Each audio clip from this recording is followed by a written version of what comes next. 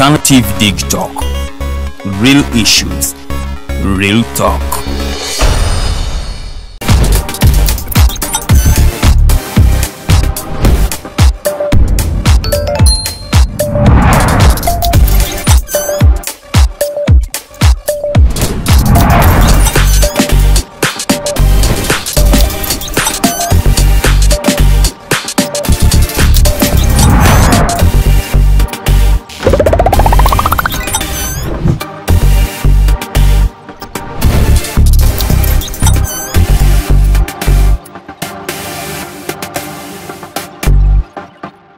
Schools are open. Parents, guardians, have you prepared your adolescents that are pregnant and mothers for school? The government has given us national guidelines to assist with the responsibility of sending these girls back to school. Let us help to provide them with a safe, productive and friendly environment for their learning. They are still our children living among us in our communities. Their pregnancies, becoming mothers before adulthood, affects them, their community and our nation. All children have a right to education. Now, let's take them back to school because completing their primary and secondary school education is very important to their future careers, personal development and being productive citizens of our nation. This message is brought to you by the Ministry of Education and Sports, the Ministry of Health, Ministry of Gender, Labour and Social Development.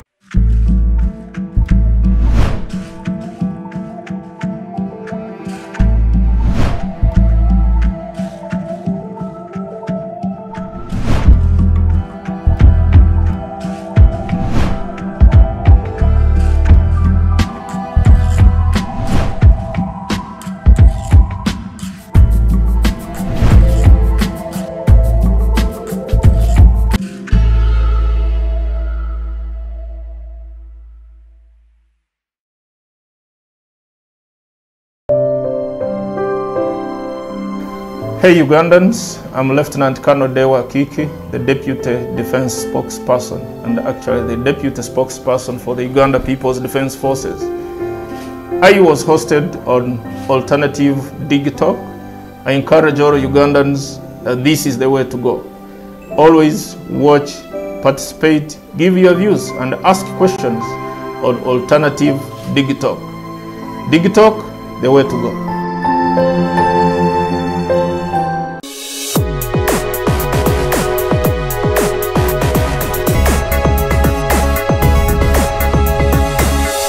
Alternative Dig Talk. Real issues, real talk.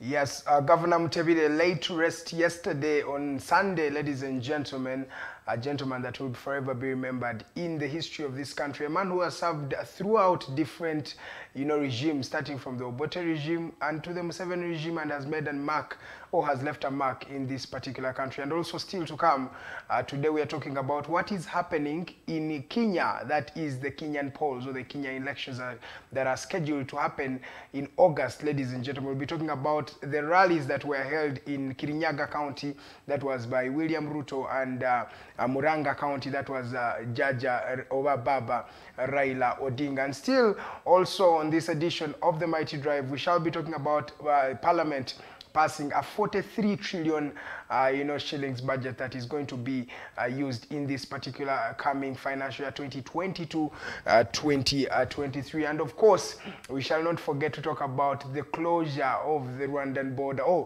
the reopening of the Rwandan border after a 3-year closure happening today, ladies and gentlemen. So thank you so much for joining this edition of the Mighty Drive. My name is Karuhanga Edgar Mathew, and it's always an honor and a privilege to serve you right here at the Alternative TikTok. For you who has just joined in for the first time today, this show is called the Mighty Drive Show. It airs from Monday to Friday from 7 a.m. to 9 a.m. We're here having a conversation with Ugandans each and every other day to make sure that you keep informed and we make you an informed citizenry at the end of the day. So thank you so much for those who have just joined in. It is the 31st day of January 2022. That means we are at the end of the first month of this particular year 2022. How time flies.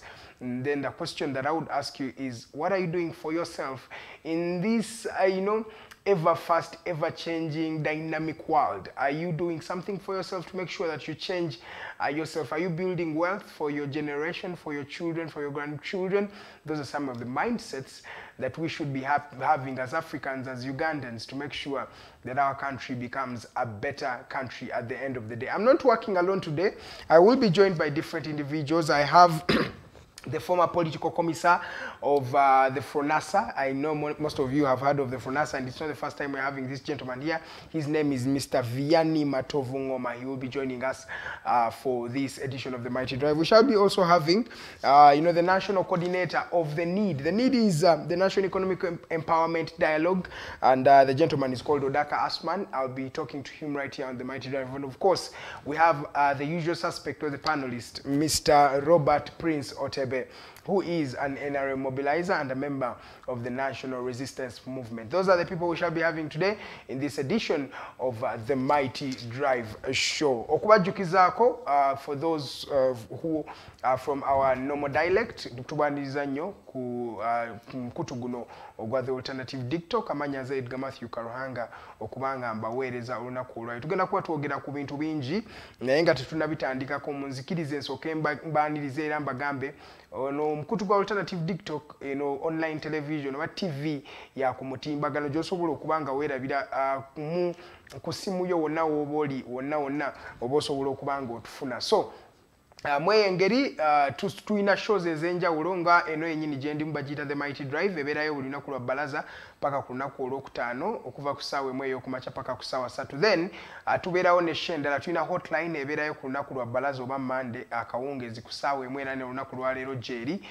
Then tubeerayo ne diaspora link ebeerayo ku lunaku lubeera lwakuna okuva ku ssaawa 11 paka ku ssaawa 12 wali ez'akawungeezi.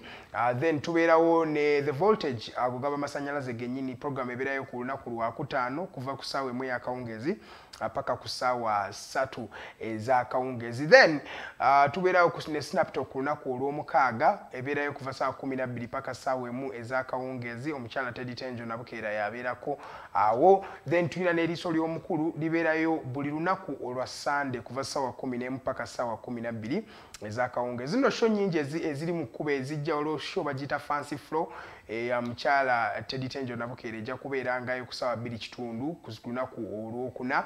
Teddy Tenjo Nabukeera ne Fancy Flow abeerawo awo. Then tugenda kubeera ne the Health Hub ey'omukyala Anita Musmenta ejja kubeerangayo ku lunaku lwa mukaaga ku ssaawa 5:30 paka ku ssaawa 6 yeeyo show ya the Health Hub Anita Musmenta. No nyingi Ecotalk na ejja shows ez'enjawulo nyingi ezigenda okubanga zibeera ku guno omukutu ogwa the Alternative TikTok. Bannange njogedde bingi, munzikirize kati nyingire mu mawulire agabadde gye mutaabadde.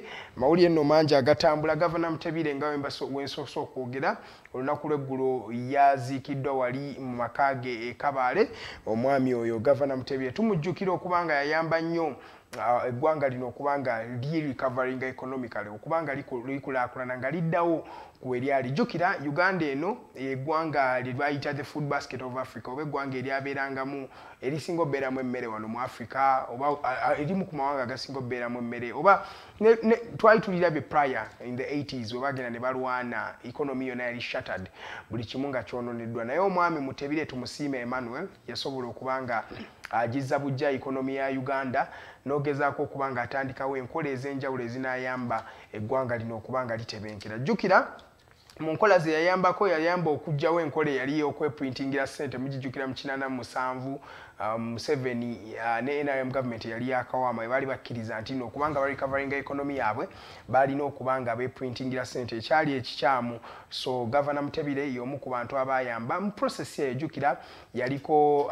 secretary to the treasury mu myaka gy'ekyenda mu mwaka gwa 2001 omwami tumusiime Mutebire yaweebwa ekifo ky'okubeera governor wa Bank of Uganda omulimu gwakoze emyaka 21 lwabadde mu office era badde bakamurenewingira contract ye okubanga ayongerayo okubanga asavinga abannayuganda. So yaziikiddwa mu kitiibwa ebyekitalo wali Kabale mu home district ejjukira omwami oyo abadde musajja mukiga era yasobodde okubanga addayo wali ewaka we bamuziise era kati tumusabire Mukama omwoyo gwe agulamuze ekisa. Abantu bangi boogedde bingi era saagala kubanga mbiddamu naye nga bingi bye mumanyiko omwami Governor Tumusiime Mutebire. Era olunaku lweggulo mu mawulire amalala Father Simon Lokodo bambi naye yavudde mu bulamu bw'ensi. Ono nno bantu bangi abamujjukira okubanga yali mwami yali teyeri antama yali omwami akkiririza mu Katonda era yali omwami ayina virtues and values yali akkiririza mu. Father Simon Lokodo amujjukirako yali Minister of Ethics and Integrity mu ggwanga lino era badde bamuwadde ekifo ekipya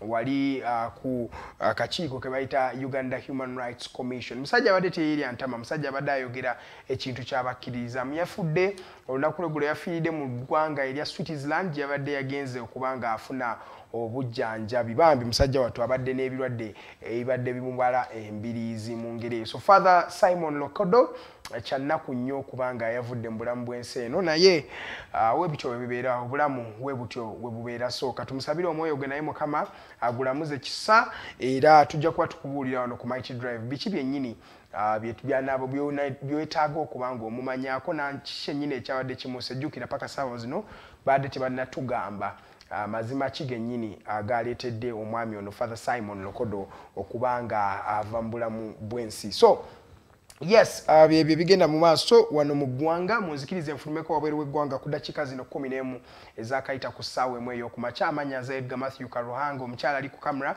bamuyita Anita Musimenta era producer wange olunaku ye Teddy Tenjo Nabukeera, director Katoto Musiime ne Rogers Tulyahabwe we bali okubanga bamakinga sure nti show eno ogyota buliro. Tugendeko wali mu ggwanga erya Kenya. Eggwanga lya Kenya ligenda mu kalulu kaako kaaliyo akagenda okubanga balaba bannakenya okubanga bafuna president wabwe okutano. They are going to be seeing we are going to be seeing Kenyans get themselves or elect themselves their fifth leader from the time of independence. Jukira mwe abajukira abasajja bano bakube mundu abanakenya tebalinga ffe we bali bafuna obwetwaze baabwe bakube mundu ne basobola okubanga babufuna from the time we bafuna obwetwaze bakulemberwa omusajja yali Muzeeyi Jomo Kenyatta. Jomo Kenyatta yafiira ku ntebe n'abanga asikizibwa omwami gwe bayita Daniel Arap Moi. Daniel Arap Moi akalakata abannakenya emyaka gyali 24 paka ku mwaka gw'2022 that is 2002 we basobola okubanga ava mu buyinza omwami Daniel Arap Moi. Okuva olwo twalaba omwami Kibaki naye yajja n'akwatamu entebe eyo okubanga afuga abasajja abanakenya then twaddamu okulaba nga amalayo ebisanja bye mu 2013 omwami Uhuru Kenyatta yali mutabani wa Jomo Kenyatta naye n'akwata entebe okubanga akulembera Kenya. Yagikulembera ebisanja bibiri era ekisanja kye ekyokubiri kigenda kubanga kiggwako guno omwaka gwennyini. So mweyo regard muzikirize nsooke mbakkirize ku olunaku lw'eggulo in fact okwosa eggulo twabaddeyo n'okunoonya akalulu. Bannaye abannakenya bali mu kuwenja akalulu bote webya covid si bye baliko akalulu bakawenjeza ddala. Abaami abeesimbyeyo ku bukulembeze bw'eggwanga lino kwe kuli omwami gwe bayita Jjajja oba Baba Raila Odinga. Baba Raila Odinga musajja abadde mu politics za Kenya okumala emyaka kati egikunukkiriza mu myaka ndooza nga 35 kubanga omwami ono gwe mulaba yali mutabani wa Jiramogi Odinga, ndoza mujjugira Jiramogi Odinga be babalwanira obwetwaze n'omwami Jomo Kenyatta. So Jiramogi Odinga wazaala Raila Odinga. Raila Odinga abadde nnyo mu bululu buno era ne mu 22 ndoza mujjukira bali Kibaki ono ng'avaako ng'ajja mu buyinza. Abasajja bano Raila Odinga yaliwo bulungi nnyo oyo omwami gwe mulaba Raila Odinga okuva mu ggwanga erya Kenya. So mu ngeri eyo oyo yeesimbyewo ate nga yavudde mu kibiina kiri kye bayise ODM party ekibiina ekyo kye bayita ODM Uhuru Kenyatta ali mabega wa omwami ono Raila Odinga. Then tulinawo n'omulala abadde deputy president w'eggwanga lino erya Kenya omwami gwe bayita William Samoei Ruto omusajja omukalenjin omuvubuka oyo naye azze ku ntebe y'eggwanga lino erya eggwanga erya Kenya. So olunaku lw'eggulo omwami katandike ne William Ruto yadde mu constituency y'e Kirinyaga mu Central Kenya oba Masakati ga Kenya omwami William Ruto gye yayogedde ebintu ebyewunyisizza ababaddewo omweyo rally. Olunaku olwo olw'omukaaga William Ruto yalumbidde ddala kati directly ng'alumba Uhuru Kenyatta. Jjukira omwami ono William Ruto yali deputy president wa Uhuru Kenyatta okuva mu 2013 omusajja yajjanga running mate. Omanyi politics wa Kenya wanjawulo talinga wa Uganda nti wano Uganda basobola okugoba vice president anytime naye mu Kenya tosobola kumalaga goba deputy president kubanga emba munoonya akalulu nga ekiri mu US ne mu Kenya wekiri nti mujja babiri ojja ne running mate wo kubanga akuyamba okunoonya akalulu. So William Ruto omwami oyo lunaku lw'eggulo yayogeredde president Uhuru Kenyatta yali mukwano gwe eyali mukamaawe okumala emyaka egiwera n'amugamba nti no totuteekako totuleetera candidate wo tolondera bannakenya muntu gwe balina kubanga bawa akalulu. Era olunaku lw'eggulo yabadde e Kirinyaga County weyayogeredde ebigambo bino n'amulumba kyere n'amugamba omunnakenya gw'oli mu tuteekako bannakenya tebannaba kubanga bamukkiririzaamu ate n'agamba n'okugamba nti abakungu abatono abatuula mu hoteri ne balonda candidate ffe tetugenda kubanga tumukkiriza nga bannakenya kubanga bannakenya be beesalirawo. N'agamba ssemateeka eyabagibwa mu 2010 akakasa bannakenya nti balierondera abakulembeze baabwe. So mu ngeri eyo omwami William Ruto yalumbidde ddala yali mukamaawe. Ajjukira okubawako ka brief history wakati w'omwami ono William Ruto n'omuvubuka Uhuru Kenyatta oba n'omwami Uhuru Kenyatta bavudde wala okuva mu 2002 era yamujjukizizza n'eyo scenario n'amugamba nti mu 2002 omwami Daniel Arap Moi weyagala okuleeta ku kakaatike ku bannakenya bakugaana bakuzira ne wayitawo emyaka gyali 10 bweddu okukomawo nga teri akuplanize nga toli project ya muntu kuba obedda alifalinga ku Raila ng'agamba that is the Raila project agiyita Raila project mbweva wa Uhuru Kenyatta. So omwami ono William Ruto yali deputy president wa Uhuru Kenyatta yamugambye totuteekako mukulembeze ffe gwe tutakkiririzaamu bannakenya gwe bataagala baabo balabanga bakyaliwamu abasajja bwe mulaba Uhuru Kenyatta ne William Ruto okumanya politics ono muzibu era ne William Ruto olunaku lw'eggulo yakyogeddeko n'agamba nti nze Uhuru Kenyatta mbadde naawe kuva 2002 nga toyina kyoli nga wakajja mu politics za Kenya nga buli omu akuzalawa mbadde naawe ku lusegererwo era njagala okkirize kye nkugamba bannayuganda bakugaana mu 2002 naye ne tukusigalako ne nkubeerako nembeera nawe emyaka egikunukiriza mu myaka 20 abo booli mu kuwagira tebalina kye bagenda kubanga bakuyamba. So William Ruto bw'ati bwe yagambye President Uhuru Kenyatta nga ali ku address wali webadde mu Kirinyaga County gwe gusoose okubanga Uhuru Kenyatta gwe gusoose okubanga William Ruto alumbira ddala Uhuru Kenyatta mu bantu kubanga abadde abikoleranga indirectly ng'ayita mu babaka be aba Uhuru Kenyatta nga baazalawa naye kati yabadde ayogera kaati ng'omusezi agula essowaani nti njigula kuliirako bantu. So yamugambye Uhuru Kenyatta totuleetera mukulembeze bannakenya gwe bataagala era bannakenya bo balaga nti balabika bagenda kubanga balonda William Ruto. Kana akalulu kyenjagalako the beauty of Kenyan politics nti oyingira akalulu nga tomanya ani agenda kawangula obeeraawo just kulinda kulaba kanaavaayo katya. So mu ngeri eyo Kenyatta era yeegatiddwako omwami Muzalia Mudavadi abamu ndoza mumuwulira omwami omusajja naye w'amaanyi mu politics za Kenya musajja Muruhya. Ajjukira mu kalulu kano mulimu omukalenjini oyo ye William Ruto mulimu n'omuluwo oyo ye Raila Odinga. Abakalenjini be bookuna it's the fourth biggest tribe in Kenya. Abakikuyu be bakulembera era jjo baadde mu Central Kenya wakati mu bakikuyu bennyini then waddawo abaruhya ono omwami Mudavadi gyava then waddawo abasajja batera kubeera baki erinnya ndyerabidde kuliko abakikuyu abaruhya abaluwo then abakalenjini then abakamba. So mu ngeri eyo omwami ono Ruto ye yeegatiddwako Wetangula ne Mudavadi abasajja b'amaanyi mu politics z'eggwanga eryo erya Kenya. So katulinde tulabe Kalonzo Musyoka weewaana gwa because kati Kalonzo Musyoka omusajja mukamba alina following abasajja nga aba voters nga milioni 2 abakamba bakiriza mu Kalonzo Musyoka. So Musyoka wanaasalawo n'agamba nti ajja kujjanga president, ayinza okuba nga afuuse spoiler mu kalulu kano oba wagamba agenda kujjanga president era oba wa supporting omu ku bo wagamba kati kan supporting William Ruto mjukira jane milioni 2 ez'abalonzi abamu kamba abatera okuyita aba ukambani, right? So mu ngeri eyo katulinde tulabe kye kinagenda maaso naye era n'omwami Uhuru Kenyatta yazizza omuliro ne Raila Odinga nga baddiza omwami ono William Ruto babadde wali mu masekati ga Kenya mu county gye bayita Muranga county. Raila Odinga yabadde mbakikuyu bennyini awo nga bali mu kunoonyezaamu akalulu olunaku lw'eggulo naye yazizza omuliro. Uhuru Kenyatta n'agamba agenda kubotola ebyama. Lwaki yayawukana ne William Ruto? Nabagambye William Ruto atandika okukwatagana ne Uhuru Kenyatta mu mwaka gwa 2022 nga Uhuru Kenyatta tannaba kufuuka muntu yenna alyoka abeera wakubiri ndooza nzijukira Kibaki awangula Uhuru Kenyatta abeera wakubiri ajjanga lead of opposition. So okuva olwo abadde n'omwami William Ruto badde batambula babiri basajja bali ngera twali tukimanyi nti Uhuru Kenyatta wava mu ntebe William Ruto yajja.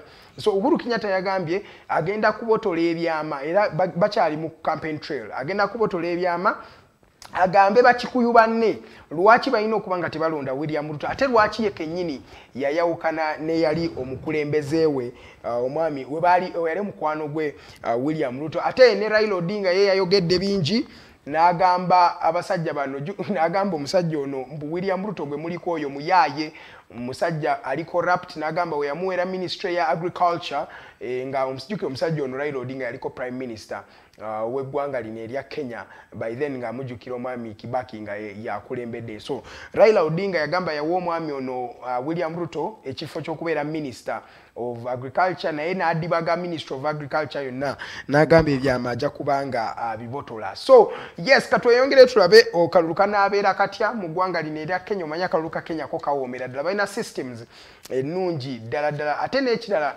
essiga eddamuzi erya Kenya siga ly'amaanyi lina independence eri waggulu nnyo ky'obalaba omusajja William Ruto wadde agenda mu kalulu era bo bagambye William Ruto ne camp ye aba UDA bagambye kye tukusaba kiri kimu gwe electoral commission tegeka akalulu nga ka mazima free and fair election boche ba mugambe kyokka baagala kalulu nga ka mazima kuba bakkiriza nti William Samoei Ruto ayinza okubeera nga ye president wa Kenya addako. Atejjukira ne opinion polls ziraga nti William Ruto akyakulembedde naye nze nabagambye mbu waliwo ne state erina omukulembeze gwereese okujja kutebiringa ebya Uganda wano nti yo omukulembeze wajjanga yali ku state kiba automatic. No, wali olina okubanga owangula n'ebitundu 5 ku buli 100 then ku masaza 47 aga Kenya olina okuwangulako amasaza 25.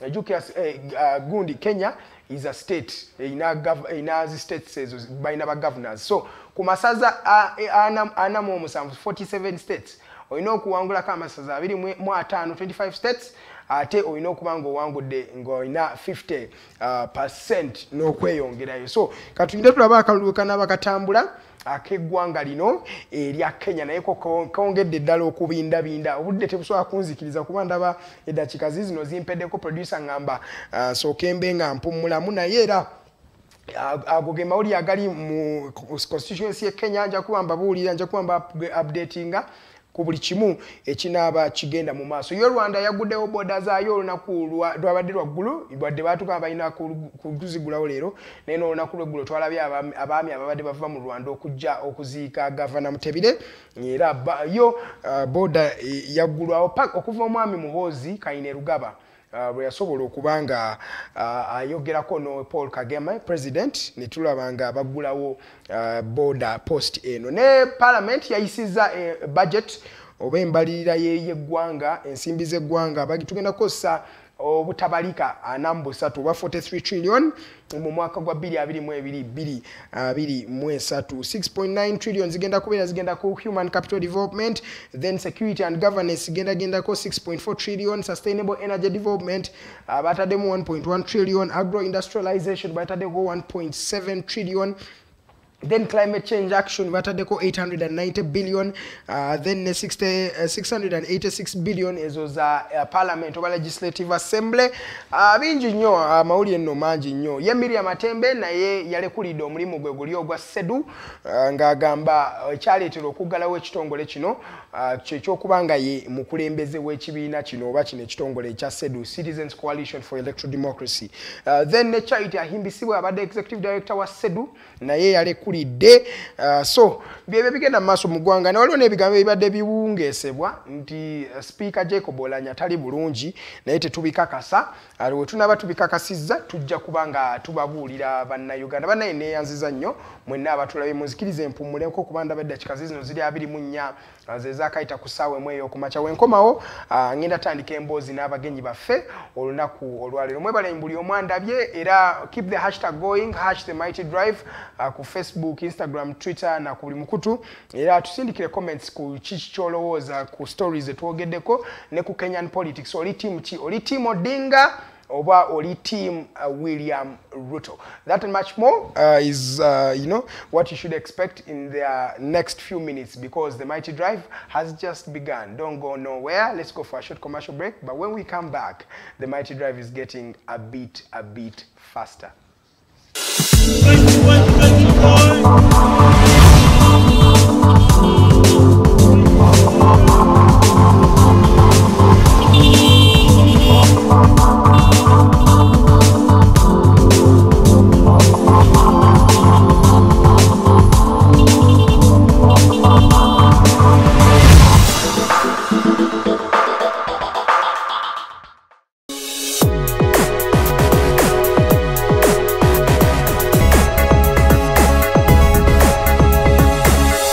Alternative Dig Talk. Real issues, real talk.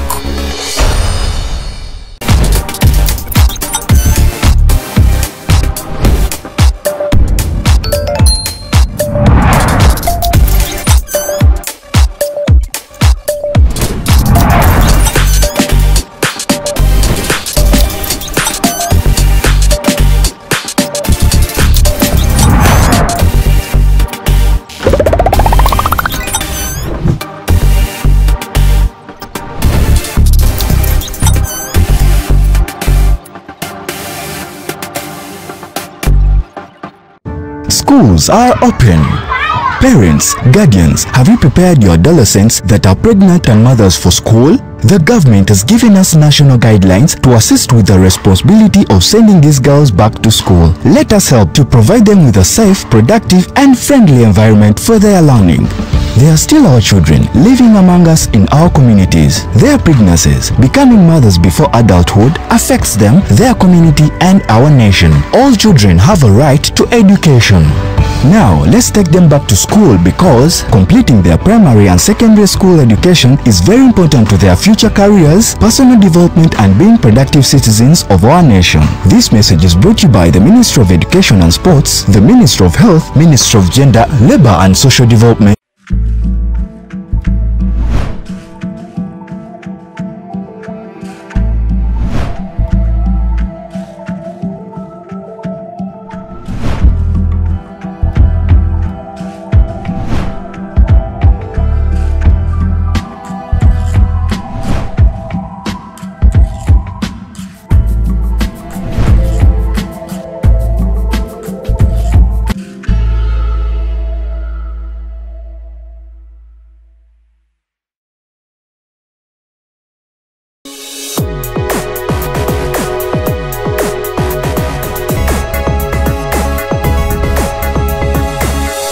Alternative Dig Talk. Real issues, real talk.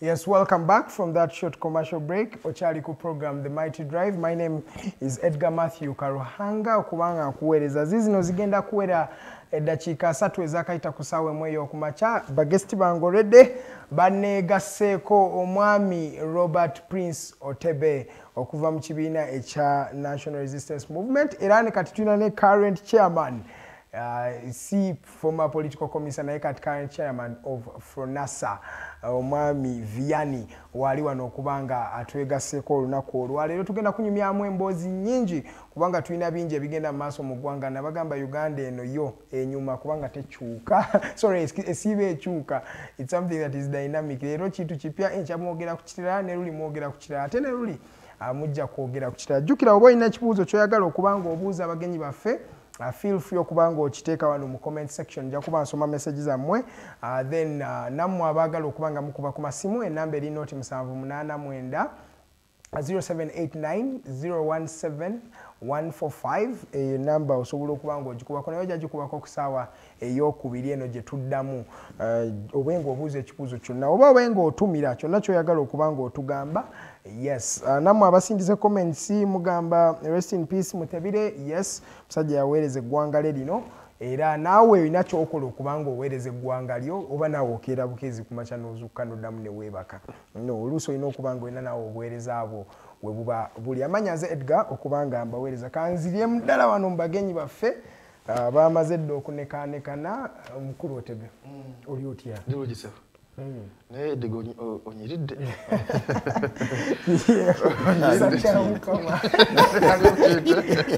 banaterogamba nalidde oba ku mwanjo obulamu bulungi si bubi njagala kubuuza ku batulaba mwasuze mu kyabakulu mwala kubanga mutugoberera buli kadde ate nebaza ne management yaffe okubanga mu butuufu tebatusuulire batuyita bulijjo okulaba nga tuteeka ettafaali ku ggwanga lyaffe Uganda nga tulizimba mu ngeri y'okwogera ebigambo njagala kubakusaasira abafunye ebizibu byonna mu wiiki eyo gye tukuba emabega ati mwekwase Katonda kuba kyekikubagiza ekisinga obunene pozi namwe abafunye ebirungi ate mumweyongere okumwebaza ate abongere ebirungi ebisingako awo sobola okubako nga tutambula NRM munungi chairman waffe mulamu era tumudde bana NRM bonna manji wali wali mwezi myaka 36 nga yenna amaanyi alaga yakatandika butandisi giri myaka 26 okutangaza muko kuba gire 10 twali tuteekateeka semateeka nokumuteka muko kati 26 gye tukozeeko yagambye ntono mulala ono tubuhaburu toli yaliyo we so abatulaba tutegeeza nti emyaka 26 gye tufugidde kuba gye tukolemeteka eggwanga lino gire kumutaiteekateeka ekintu emyaka 26 nayo giba mingi tegiba mitono mukama okusinza kuba na Uganda engeri embalabamu giba mitono sobola balaka kutongerako emirala mingi era mbalaba bagibongedde nekino mukirina kabigenda weza 40 nekiddako nakyo munakitwala kuba kati tulaba batuvuganya okay Mr. Matovu Vianney Ngoma omwami yegwe kati ssentebe wa FRONASA wa ssentebe wa UPM ate National Political Commissar Chief Whip FRONASA nasajja mwina statistics zanjawulo introductions kiri kitya mu FRONASA ne UPM kirungi kiyina ebibala n'abaana ababagamba nti balamu mukululo gwaffe ffe tetujja kwetumikiza kugamba nti tuli bagezi abeefuula abagezi bagamba ideology vision mukululo gwaffe kizyo legacy ya mukululo gwaffe bano bazzukulu ate mwebali ffe bwe twamala okukitereeza ne tukisembeza tetwakiremeramu ate kiri abatwala kituluma kubanga kintu kiringa kyemutaafunamu bw'osobola okugamba twafuna olaba ekintu ekirimu production okuzaala bw'omala kuzaala n'ofuuka muzeeyi n'otuula awo abaana bwe baba bali successful osanyuka nnyo ne weenyimirizamu nnyo okusinga gwe wenyini kubeeramu because buli ayogera aba akoonako n'obwoba wafa agamba bano ne bwe baba batambuza bwe bati kyokka eyatandika ensonga eyasembeza kino ne kibeerawo wano yegundi negundi kyova olaba kabaka wa Ssekabaka Edward Mutesa n'ekifaananyi kye keebe palamenti ne bwe mugimenya ne mukyusa oluggi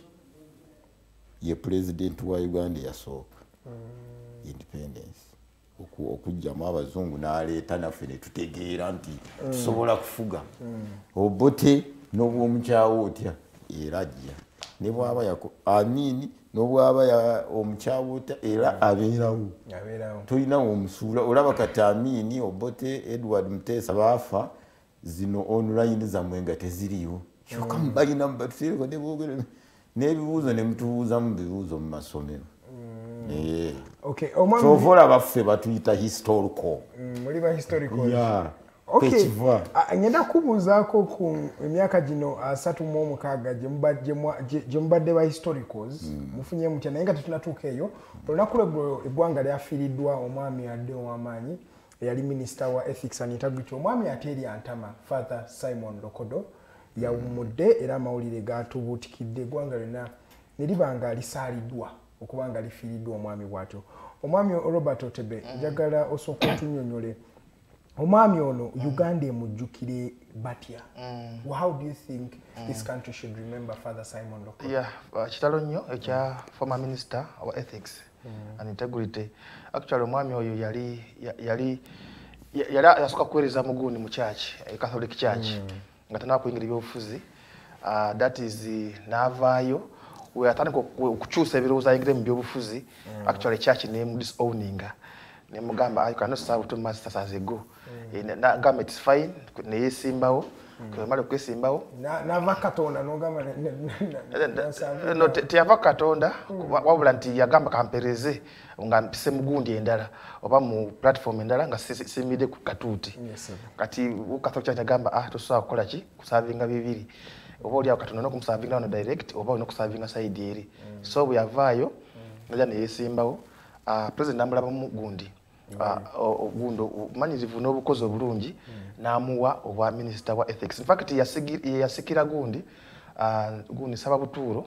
by the yamusikira najja tumujukirako nnyo in fact omwami ono abazungu bali tebamwagala abasinga abali gundi pro gundi homo tegaite bamwagala kubanga ajukirwa nnyo mugundi muteeka eryayisibwa erizize kuli ebisiyaga ndadala mu ggwanga Uganda so abadde musajja musale ng'ayogera nnyo era yalwana nnyo bulala ntitekere likola ki liriita unfortunately ate balikola ki bagenda mukota ne balikola ki ne balisazaamu so aze ng'akola bulungi emirimu gye era ndoza ndinja field Switzerland yadde ndoza agenze ku mirimu gy'eggwanga oba oli awo tulina okumujjukirako ekintu ng'ekyo nti Uganda nti ggwanga lya Katonda ate ng'ate ina kuba nga likola ki nga itambirira mize emikyamu ng'egyo so yavayo n'akola ki nagivumirira yadde ngali ku political side kwa of course nti yali munadini nga kimanyi nti Bible kyetugamba nti eri against all of those acts so Simon Lokodo tunomujukako kitu nti atisi yalwana nnyo kulaba nti Uganda etambulira mu moto yaffe for God and my country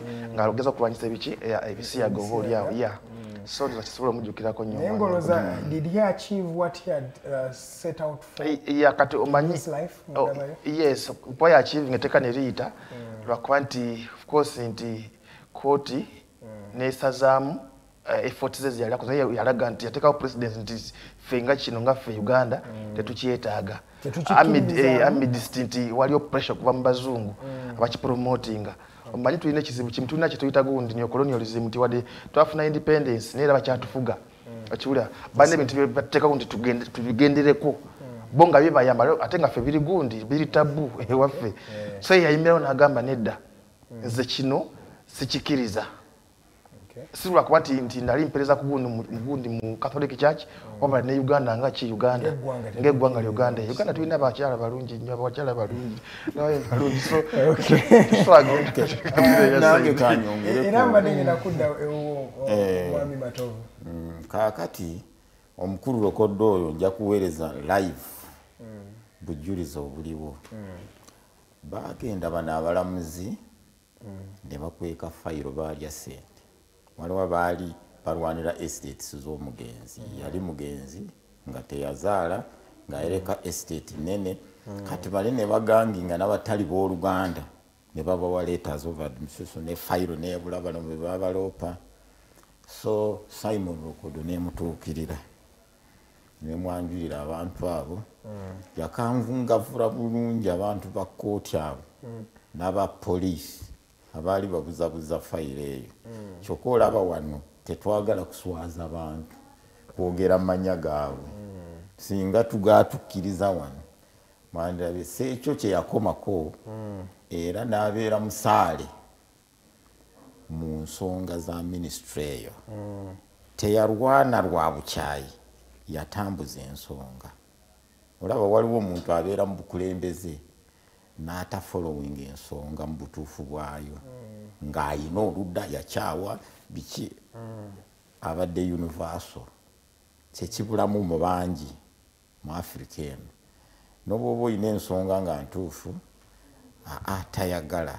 So neocolonialism ono gyasayitinzeeko teri wabweru. Abalala balowooza nti eri wabweru bwa Uganda eri mubeeru eri mu mitima gyaffe wano mu Uganda mu kuweereza obuweereza bwe tuweerezaamu abantu. Because omuntu bw'aba aweereza n'obukyayi tagata bonna. Because bwekiva mu ludda olulala oba kituufu takyagala. N'ekirala politics za wano ekizoonoonera ddala ennyo kiri eki okuvuganya kwaffe si kwa kukkiriza nti gunda ansingako kutambuza ensonga. Oyagala okidibye mwe wava scaffolds ennyingi okidibye ekyono tebamutegeera nti alina kyakusingako. Waakiri kyonoone niwe waliwo ekintu ekirungi kyaleeta kyokka bw'olaba nti bajja kumugula abantu because ffe tugamba mu politics tuba tutunda ebirowoozo byaffe. Waakiri kyonoonye tebamutegeera nti akusingako ne bamulonda.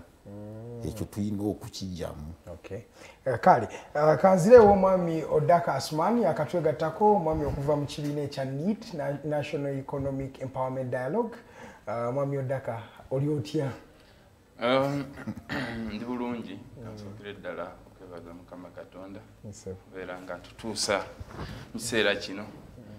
Neebaze mmwe okubeera nga mutwala akaseera ne mutuwa akadde ne tunyumyako ne tusomesaako naffe ne tuyigako na Uganda. Kana musebaganda bange bano bannaaye mwebale kujja guno gwe mutima gwe tulina okulaga kubeera nga tulumbirira eggwanga era mwebale tukyazi. Mu NEED muli muki eyo? NEED gye tuli balungi. Kisinde kyaffe si kikulu nnyo kikadde ng'ekyabano naye tutambula tuli mu ggwanga era mu Kampala tuli mu kiseera kitono buli tusita ne tuvuga ne tujja era ne tuddayo kubanga eri irina okubeera nga tutuusa ensonga z'abanauganda. Ogambye sikipya naye ate ogamba ekyawano kyano kya mu nsanvu namwe mutuukayo eyo Odaka nti kyoba olabye kyoba ngambye si kikadde nnyo ng'ekyabo ekyobukadde obwo kyoba olaba nkyejjiremu. Naye tubadde otusanze twogera ku Father Simon Lokodo yatuvudde ku maaso olunaku lweggulo. Gwe ng'omuntu just mu kaseera katono nnyo yawa tunyonnyole ki ky'omujjukirako olowooza eggwanga linaamujjukirako ki? Yes, omanyi ekisookera ddala kantandike basis werina okutandikira nti ebitabo byonna ebitukuvu bye tusoma ebyeddiini bitugamba nti omuntu waba avuddeko mu maaso oba afudde olina okumwogerako ebirungi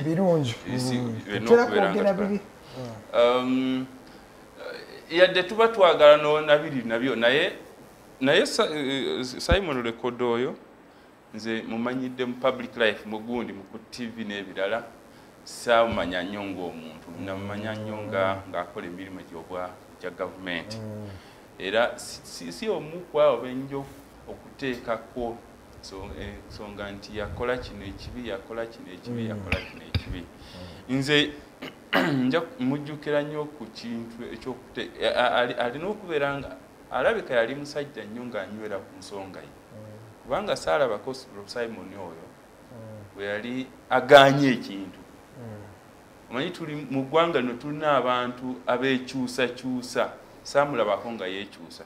Buli Simon kye yagambanga nti anedda kino sikyagala era okuva juzi nalabanga ku social media wali abamuvuma for one thing nti bwe yabagambanga nti kino nedda tetugenda kukikkiriza mu ggwanga abala bakikolanga the worst kyeyali akola nti ng'asirika ekyo ekikiraga nti yali takola ki takyagala so tulina tubeera nga abakulembeze abato tulina okubeera nga tuyiganga ku bantu abo nti omuntu aba ayimira ku nsonga n'aginywererako ebwe bukulembeze first quality of leadership kubeera nti obeera nga oli mu doketiyo gikwate n'amaanyi yagikwata n'amaanyi nze ekyo kyo eyo credit ngimuwa ekyo kyo nja kumujjukirako nti ekyo yakikola kale zizine dakika ziri 4 ze zakayita ku ssaawa emu ey'okumakya amanya ze Edgar nina omwami Odaka Asuman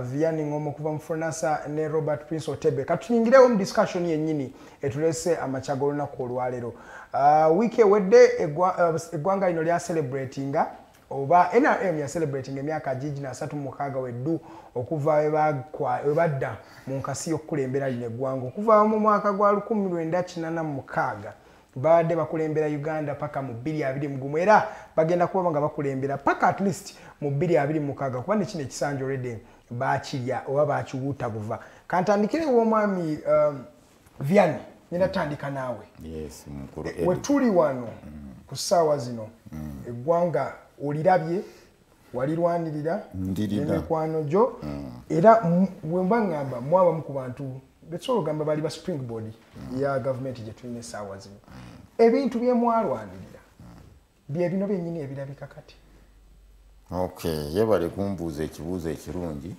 kantandise engeri gy'okireese emyaka 36 tejjajjaguzibwa NRM yokka kigendayo kalikembadde nkubuulira wano nti ffe bw'oba oyina ky'oyina ku meeza ovuganya kikyo kyokka toganya balala kyova olaba n'omukwanjula kwammwe ku information gy'oyina NRM ejaguza 36 NRM omukununula ggwanga lino teyaliiwo nja kukirambulula bulungi osobola kwekanga nti Abannayuganda bw'ogenda mu bitabo ebyakaakati kanve mu byedda kuva 81 kudda 86 protracted people's war lwali lutalo lw'abantu si lwakala n'ebibinja byali bingi NRA FEDEM UFM n'amanya gaali mangi Kayira Yusufurure Bani ne Ssekabaka ono aliwo naye yayingiramu so engeri gye tutambuzamu ebyobufuzi wano kubeera abakyawagana kyekireetera oludda kukiraba nga kyaludda onfuna kangende direct ku kibuuzo kyowunzise nakyo saagala ku addressinga ng'abalala bwe ba addressinga bw'oba oyina ensonga 5 tosobola kuzituukiriza lumu walimu ebyatereera walimu ebitanatereera kyokka abalala bw'atuuka wano agamba nti buli kimu kati bw'ogamba buli kimu bajja kukukyalenjinga omuntu ajja kuvaayo agambe nti no so ebintu ebimu byatereera ebimu tebinatereera kyokka ebyo tujja kubyanukula sijja kuliidinga drive kusinziira mu bantu bye batubuuza kyensaba bakkiriza abantu babuuze tubaddemu tuleke kubanyiigira ate mu abanamawulire abatukyaza ffe tubulayo katono ekyamawulire tekinatereera ebirala byo byatereera ebyemirimu bw'oba wasoma tebakubuuza nti oli wa NRM oba oli wa NRA ofuna ebirala tebakubuuza kyokka ebyamawulire temunabitereeza twagala nammwe mubitereeze nga ba member of parliament constituency assembly eyatondawo constitution eno gye tulina yalwana ku palamenti yokka.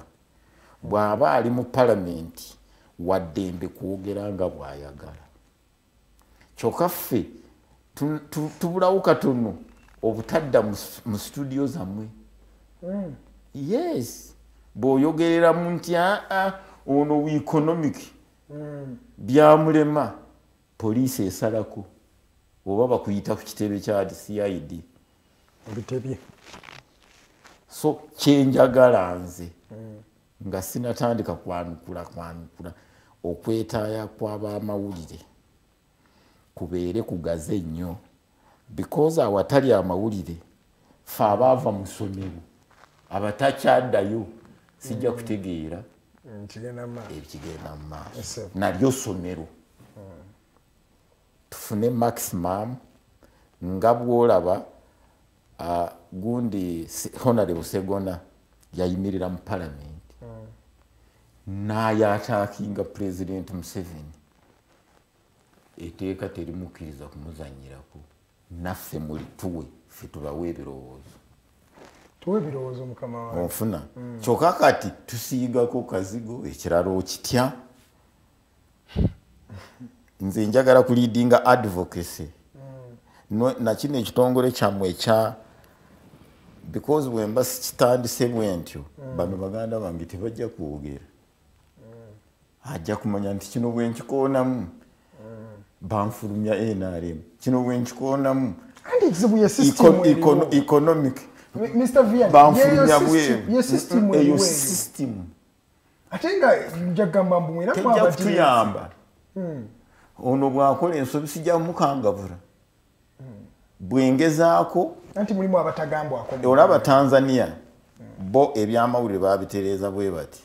Bo bakkiriza okulumbagana mu birowoozo. Kye batakkiriza kulwana battle of ideas. Physical. Malumbano mu Kiswahili bo bakiyita malumbano ya hoja. Otuula wali n'okirambulula bulungi ne batakuvunaana nti okoze omusango oba ojagalaza abantu. Okay, kangende ku nsonga. Ekyo mbadde njagala kibeere mu ddiiro mu kipuusinge through parliament. Ate parliament nayo waliwo ebyekola ebitasaana. Baatandika okudibetinga nti nakyo njagala mukitubuulire, because we nali mu mawulire waliwo omunamawulire eyasoma, waliwo activist. Kati bo baali bagoba activist nti bw'ogenda kugasaka mu palamenti beera ne degree, beera na biki, n'ebyo baabireeta mu ddiini nti bw'ogenda kusumba abantu soma theology.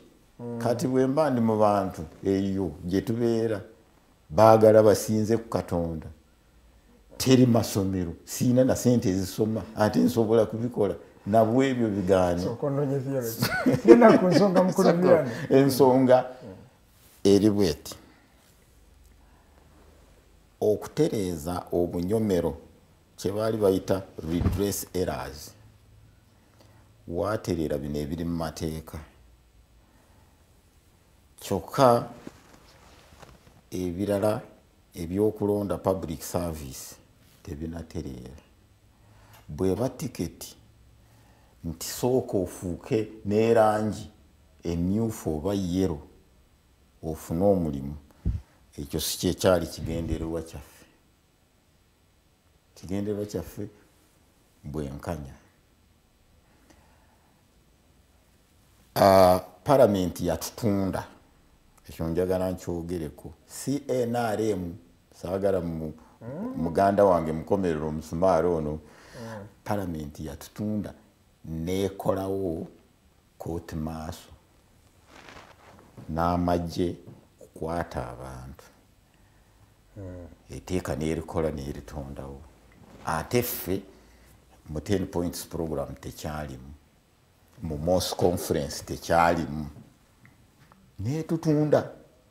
So kyenjagala ebintu kubirambulula wano mu bulambulukufu bwakyo kituyamba kimu, n'otegeera nti eno nsobi yange, eno nsobi ya NRM, eno ensobi ya NUP. Kyokka abantu ekirala njagala government eweereza abanamawulire sente kaabe wa private mutuukirira abantu mubayigirize basunsule kati bwenva wano ng'omusirikale nenkuba omuntu wala omuggo oba nemba kuba tiyagaasi b'abantu bagamba NRM because tebalina information ebalungamya bulungi nti nkikoze ng'omuntu ate n'ekirala ebitera kwonoona ewa muganda wange ono order from above mu pologulamu y'ebyobufuzi teyaalimu eyeveewo bali njagala mbajajingire ku bye mwasuubiza bannayuganda the respect of human rights kubanga tize ndaba oli mu kwetoloola olese bulungi ebintu ebyo the respect of human rights free and fair and regular elections ebintu bye mwayogerako mmwe nga muva mu nsiko nga mugamba ebyo byebibatutte mu nsiko kubanga ebyabatwala mu nsiko si nti oba sukaali yali wa bbeeyo baki no it was mostly because of that. And I want to hold you accountable on that. Where are you in that point? Human Rights Commission.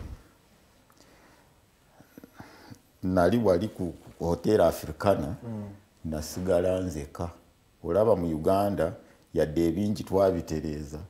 Twasigala twalekamu omuze gw'endwalezi ze zikyatukuba akawogo omuntu kwaliira tayogera nze nasigalawo nze ko omuntu ogwo ngangamba Uganda Human Rights Commission erondebwa abantu ebeere na powers ezenkana nezo esinge na kooti because kooti yandityobola dembe etyobola bulijjo mwaba bitulaga nkubiddwa nde mu prosecuting nze ndi mukube and demandings ate teeke ery'omulamuzi limugamba any person whose life is in danger tokola ki looya wange asaba mpeerebwe beiru ngende banzijanjabe nti ne mu prison ate omusawo wa prison akugamba nti ono wano tetumusobola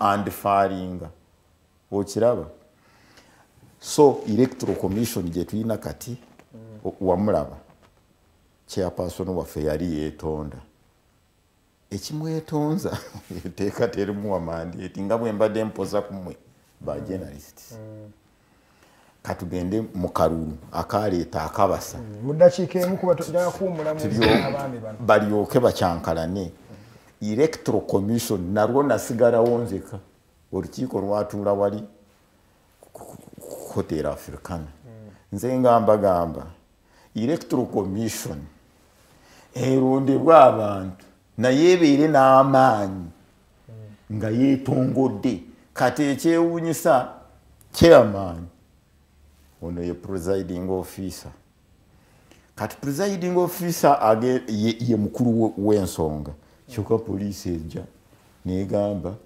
tubigaddewo toli kyotugamba kasooka okomaawo okuba ndabawula eddakiika 4 okuwera ssaawa 2 ez'okumakya oyo abadde mukulu Matovu Vianney era ng'atunnyonnyola ensonga ye z'alowooza landmark era mbadde mubuuza ku byennyini bye baasuubiza bannayuganda batuuse wakati kibuuzo ekyo kyennyini ngenda kibuuza omwami Otebe andi wano then n'omwami Odaka ate ye Odaka njala tugendeko ne mu economic empowerment yennyini bannayuganda bali economically empowered up to now? Is that a question that we can ask? And if you have a question for the people who are in the studios today, feel free to also join the discussion. The page is at the Alternative Uganda. And next hour, you're also going to get yourself a chance to call in live. So kubabuze nawe bibuzo benyini ebyewetaaga okubango babuza. Program echali Mighty Drive amanyaze Edgar leka tumulemu katono wetukomawo Mighty Drive ekyeyongerayo.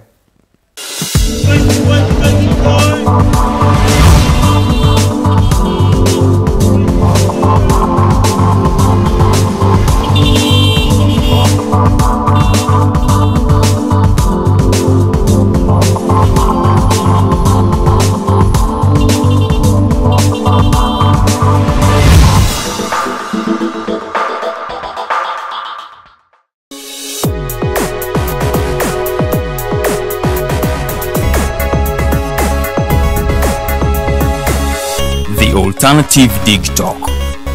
Real issues, real talk.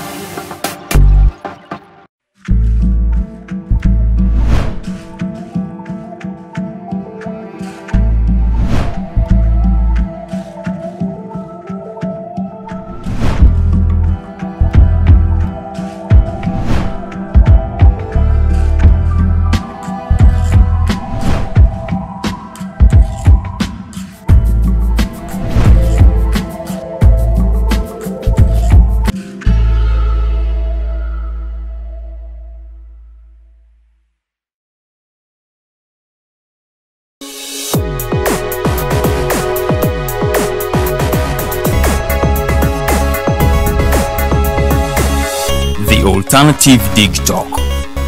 Real issues, real talk.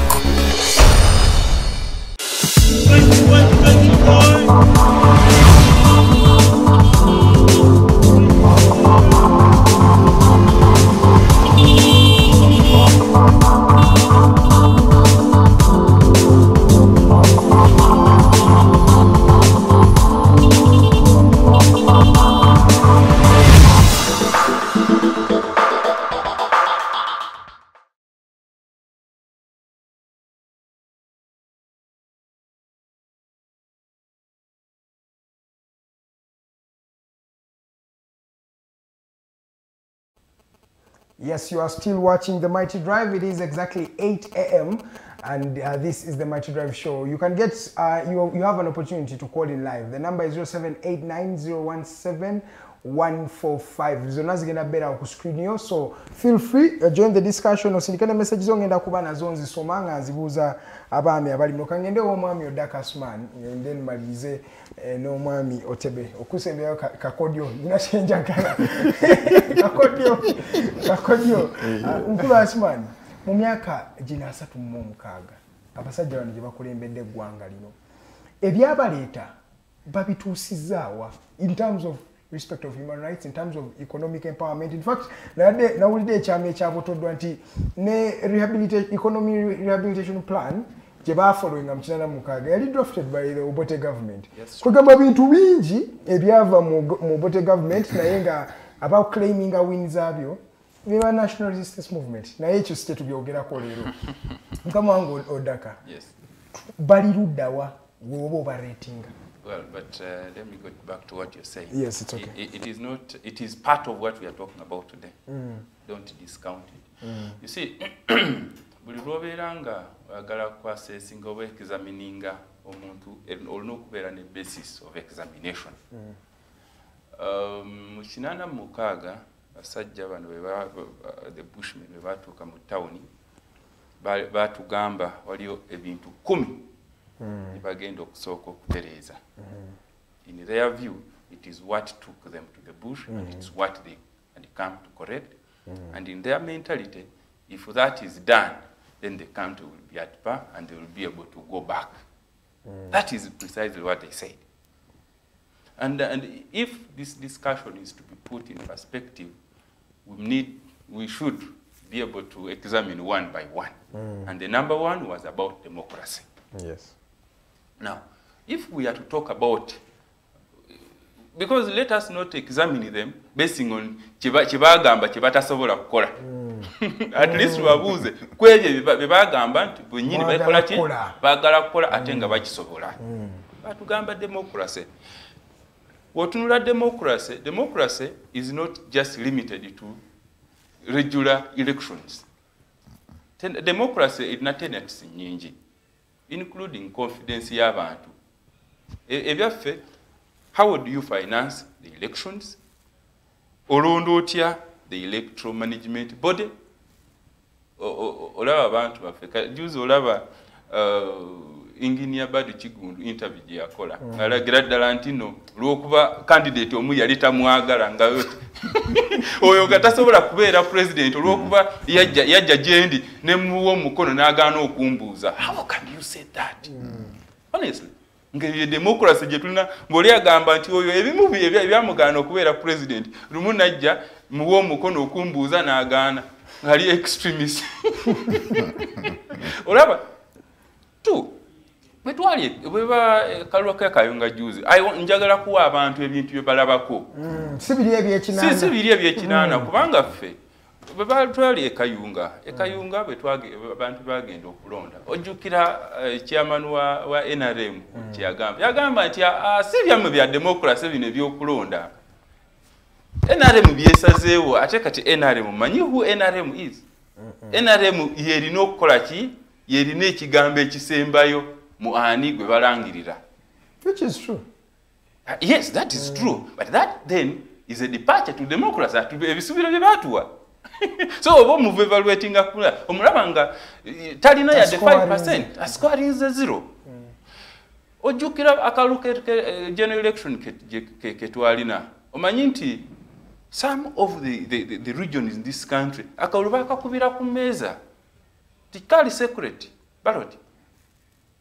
That is not democracy we're talking about.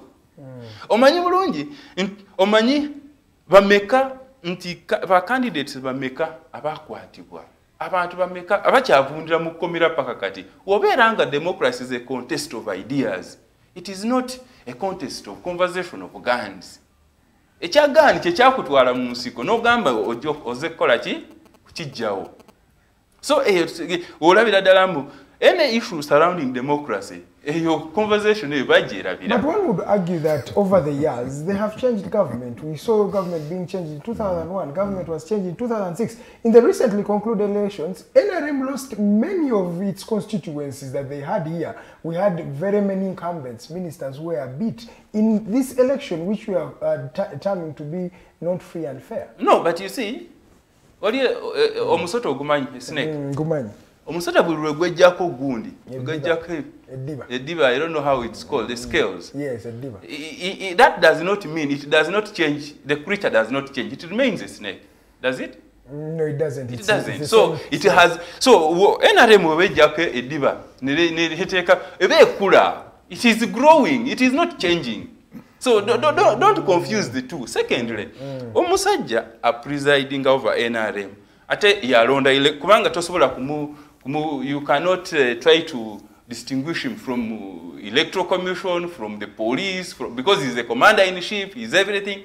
Says it is me who has the last word. So if your conversation is on now over to say meaning. Nze njagala kutwala ku gundi eyokubiri kubanga for me I'm about evaluating them. It's about security of persons and properties. You see, abantu and it annoys. Sometimes you find people talking about security. You know, people don't know how to distinguish between two things: security of person and security of the state. What NRM has done, NRM government and the state have done, effectively, is state security, not security of persons.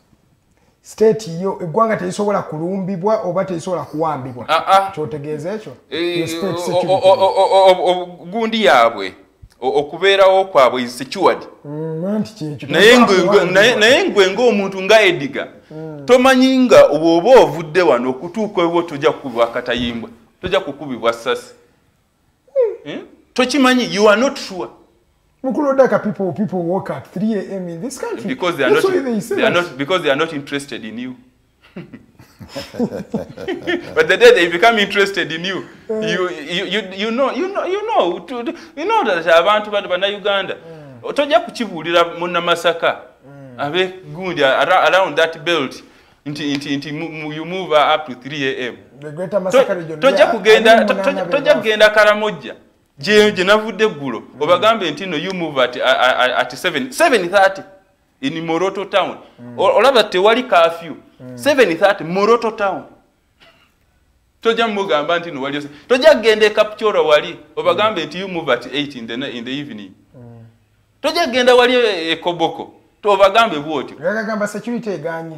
I am telling you, I am evaluating. State security, yes. Personal security, zero. Ejja okusatu batugamba consolidating in our national unity. Let me tell you, in the last, since need, we twatandika national economic empowerment dialogue, twatandika regional dialogues nga tuzitwala mu gundi ez'enjawulo in the 15 sub-regions of Uganda. Naye nkubuulira nti no, if we don't do anything now urgently, Uganda, woteekawo today ng'oteeseewo referendum. Ugamba na Uganda, do you still want to live together as Uganda? Or buli omu agende mu gundize? You will get surprised. Okay. You will get surprised. So in that case, have you done anything in regard to national unity? Okay. Awo tugenda okutandikira wennyini kanzirewo omukulu Robert Otebe ebigambo biwulidde njagadde osooka obiwulire then nange nkwongereko kimu nabadde mu ggwanga nadde nsomako ku ggwanga erya Ireland bali mu kucelebratinga oba bajjukira emyaka 5 okuva abantu we battibwa abakatoliki 13 battibwa n'abalala ne bavaawo n'ebisago. It was 28 people we bafuna injuries mu eyo time. naye kumala kati emyaka 50 buli mwaka bajjukira abantu abo abaafa 13 wano mu ggwanga erya Uganda tulina abantu abaafa mu November wa 18th and 19th 2021 makumi aga wadde mulago that's from the official source of course because we also know we have alternative facts mulago yetulaga abafuna gun wounds abafa due to gun wounds basukamu ne mwabo mukama wange the sanctity of human life and n'omukulu ebyayogeddeko byonna tutuusewa mu myaka 36 omwaka ogwedde recently tulina 50 batwa mumanye ekyali ekalamoja tetujja kwogera ku kyali erwenzururu. What do you have to say about the respect of human life by the NRM in the 36 years they've been in power, because it looks like they've been in power on the cost of some human beings?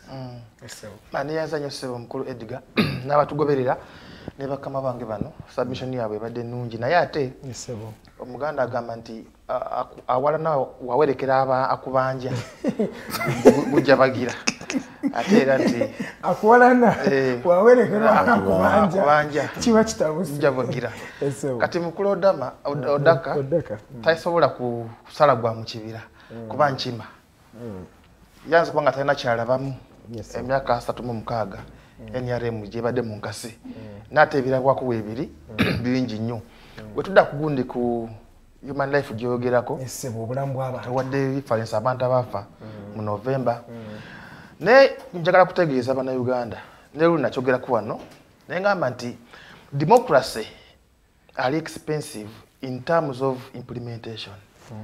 Itulwale twagala kubuuka macho twegombe ensi endala oba oliawo democracy gye yava nate nabo tebali 100%. Bw'otunulira nti NRM egala kuteekawo emirembe mu Uganda, emirembe tulina okugitunulira ne mu bisala by'okulonda kyekisinga obukulu. Ekyali Kenya mu 2007 bagenda mu kalulu ebyaliwo twakola ki betema okitegeera. So nti ffe tetusobola kutunulira butunulizi tulwokuba twagala kulaba democracy abukale mu ggwanga nenga waliwo abantu abagenda okudispolizinga peace eziri mu Uganda. Olwaliro nti bannaffe bano abali ku opposition ekituufu bakimanyi nti basobola kujjako NRM nga bayise mu kalulu kuba bannayuganda batwagala era batukiririzaamu kibula abatulonda. Kati bano bala kuteekawo ekifaananyi ekyo nti gavumenti ya NRM eyita mu kutulugunya abantu okubata n'okubakuba n'eruka ewangula akalulu.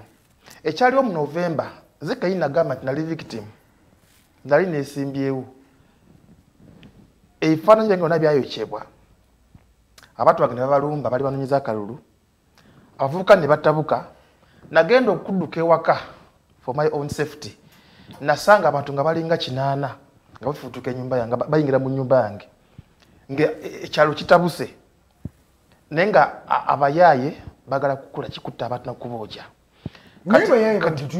tetulina gutwala bagwe batta kati for sure mwe mutunula side emu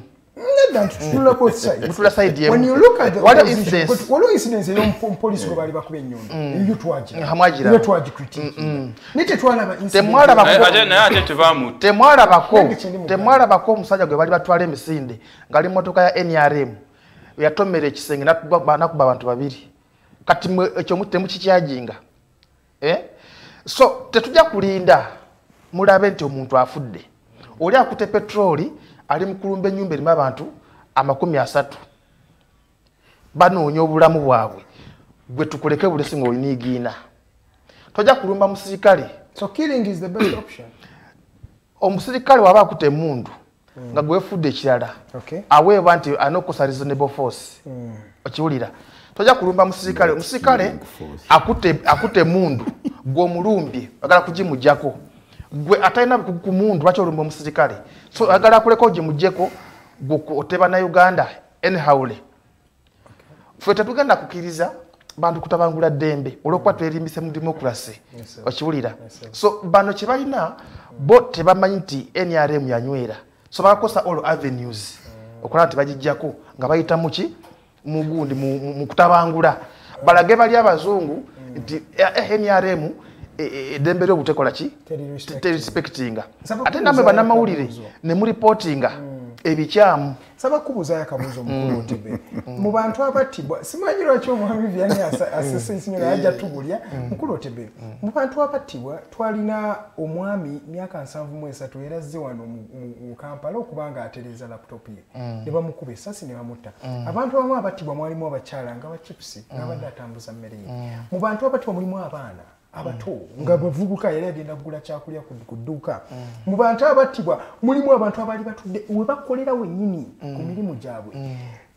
Why are you saying the people who wanted to kill others were not killed, but it was the innocent Ugandans that were killed? Ekisookera ddala tewali musirikale yakwata munna gamba kakube mu bugenderevu nti embeera bwe yatabuka ne president w'eggwanga yasooka neyambula ekitiibwa kya candidate n'avaayo mugundi ekaramoja gye yali najja asooka atiriza security kwegwanga balikoze ki yalagala kumuva mu ngalo tukiza tugaane nti president wali akola analysis yafuna nti waliwo abantu abattibwa mutali bwegenderevu nga security tegeza kwenforcinga order mu kibuga ne mutunda ebirala naye mulimu abakola ki abafuna kibayita stray bullets era ne promese yali agamba bakinoonyereze nti abantu ng'abo abattibwa mu ngeri eyo etali ya bugenderevu government egenda kola ki egenda kukwata ku family zaabwe ekole kisobola okubaliyirira n'okutuusa n'olwaleero government ekyasusula abantu ng'abo so kituufu ali abantu abaafa naye mu butanwa nga security tegendere kola ki okubakuba still era waliwo n'omukyala era abeeraawo yali agenda ayo gunda ekatwe naye sasi ne limukwata bakiwulire nga wa NRM so otunuulira so kati abantu bakitulina okubagamba nti wadde nga twagala democracy netutambulire ku mitendera. Abraham Lincoln yagamba nti kale yadde democracy ndowooza gye tuba tukozesa okulembera egundi amawanga gaffe n'ate si enkola entuufu oba era 100% okiwulira so banaga kye tulina okumanya tulina okuba tuba tupromotinga democracy tugoyere emitendera tuleme kubuuka makyo tume kubuka step yonna nga twagala kubuka tugende tunafu tutuuke wali wetukola ki wetwali oba oli awo embeera eyizo tuzaayo bantu bannaffe gye bakola ki gye batujja ane tugendawo nekirabikanga abagamba nti fe obutaddayo mwaba ino sigala nga mwaba bakulembera eggwanga okulembera kyanjawulo era tuna tugikulembera si musango oba Uganda batuwa mandate after every 5 years netukola ki netukitambuza era ono mwami Odaka agambye nti gundi election it's not all about regular yes tukiwe credit tewaliwo regular elections tukize tugane tukiwe credit where necessary kyegambe democracy tumuzimba mpola mpola let us accept and credit there is we have fair and fair elections tutegeera kati democracy fena tulina okumukwatira mu gwe owa need nanga wa NRM no wachi tuzimbe democracy wakiri ffe tugambe nti kati ffe tetugenda kale kulembera netuteeketeke eggwanga generation enajja bajja kutusiima ddala okulwanirira ebifo nti whatever cost oba gundi afudde oba tafudde neze nokola ki nokulembera at the end of the day security egenda kola ki the security will not compromise with you bajja kwatakinga ate okole ki ofiirwa obulamu. Okay, tweyanza mukulu Otebe. Mukulu Matovu, obadde osekanga Otebe aw'ensonga. Kyekikuseseza. Bombi baganda bange bazukulu bange. Ekinsesa kiri eki. Bw'oba oyagala kutereeza ensonga yonna, gwereka kuvaamu. Beeramu. Ekiteeta kuleeta obujagalalo mu nsonga zaffe ezaffe ffenna. Ono mukulu Otebe agambye tetujja kukkiriza oba olangiridde akalumbaganya ogamba nti ffe tujja kuteesa na bannaffe bano tuwabulagane na kino ekigamba ab'opposition nowe etteeka lye lituleeta tetulinawo opposition wano mu Uganda tuleeta kuvuganya tulina abavuganya so n'omukulu Odaka bw'abadde agamba tubeevaluatinga no internally externally we are evaluating ourselves kambawo ekyokulabirako lwaki nkyogera bwe ntyo opposition and the ruling party bombi baatulyamu olukwe etteeka erirungamya ebibiina by'ebyobufuzi baliyita National Consultative Forum for Political Parties and Political Organizations. It is Political Parties and Organization Act. Yes. National Consultative Forum is an organization. EVAM Act. No, is that one? National. No. Let me just correct you. National Consultative Forum is a platform that brings representatives of political parties together. It should have been the constitutional body, not the iPod. It is like the iPod. Now the taker is Political Parties and Organization Act. That is the taker for political parties. Onalese ekintu ekirungi ekyonoonye Uganda reasoning. Butasimba ku point. Nze oba nkirese bubi oba bubi. No, I was just the content. The content. Let me help you. This is why you steam hot debates and disagreements. Because of viewing reasonings. The best, let it be act. Let it be not, is political organization. NCF, that forum is better than the act. Because that forum, ebirala noboba tobimanyi ekuyamba ne muterera. Kyovura bebirala saagala kubitunulako. Eyo act bombi ababiri abafuga bagizanyiramu ne basooka ne bagamba nti wano teri kulonda anaabeera chairman ava mu NRM nga bakoze olukwe ne muganda wange Badu Bikigunda kati naavaayo n'akaaba nti nagenda kubuuza ono nanyiigira bo bennyini ono alonze alina ababaka n'ono alina ababaka era liri ne baliddukamu ne bakola iPod neekuba liri teririiwo na bino byolaba olukwe lw'okunoonya emirimu luveewo bwe lutavaawo ne bwe tunaabiwandiika obulungi olaba wano Uganda kye tumanyi okuwandiika amateeka agasiigiddwa akazigo ago go tugatereeza bulungi n'oluzungu tulukuba bulungi kyokka ekiri munda olaba philosophers balina content and form ffe tulina form no content onfuna bulungi kati be benyini be bakola iPod kati eno olukiiko terukyatuula olwabona n'ayina ababaka n'atayina mu palamenti tutuule twogere ate kiri kikulaga it is a must to dialogue. Bali balukwe lw'ebibiina ebiina ababaka mu palamenti olaba ekizibu n'ebyo nabiganye iPod etteeka byonna biganye gweleka nkuyambe munnamawulire eno dialogue ate bano ebibiina ebiina ababaka mu palamenti kwekukuma ne bateesa ebyabwe bw'oba okitaputa bulungi kati genda wano ku leader of opposition wakwanjura because leader of opposition tasobola kuyita ebibiina ebitalina ababaka wano ayogere nabyo bimuwe ku magezi kati yeekukuma eyo chief whip Nampala waba NRM naye takwatagana n'ono ffe tetulina platform etugata kyetulina okulwanirira ennyo tusooke twegatte ate tubeere nga tukkiriza omusango bwe guba gwange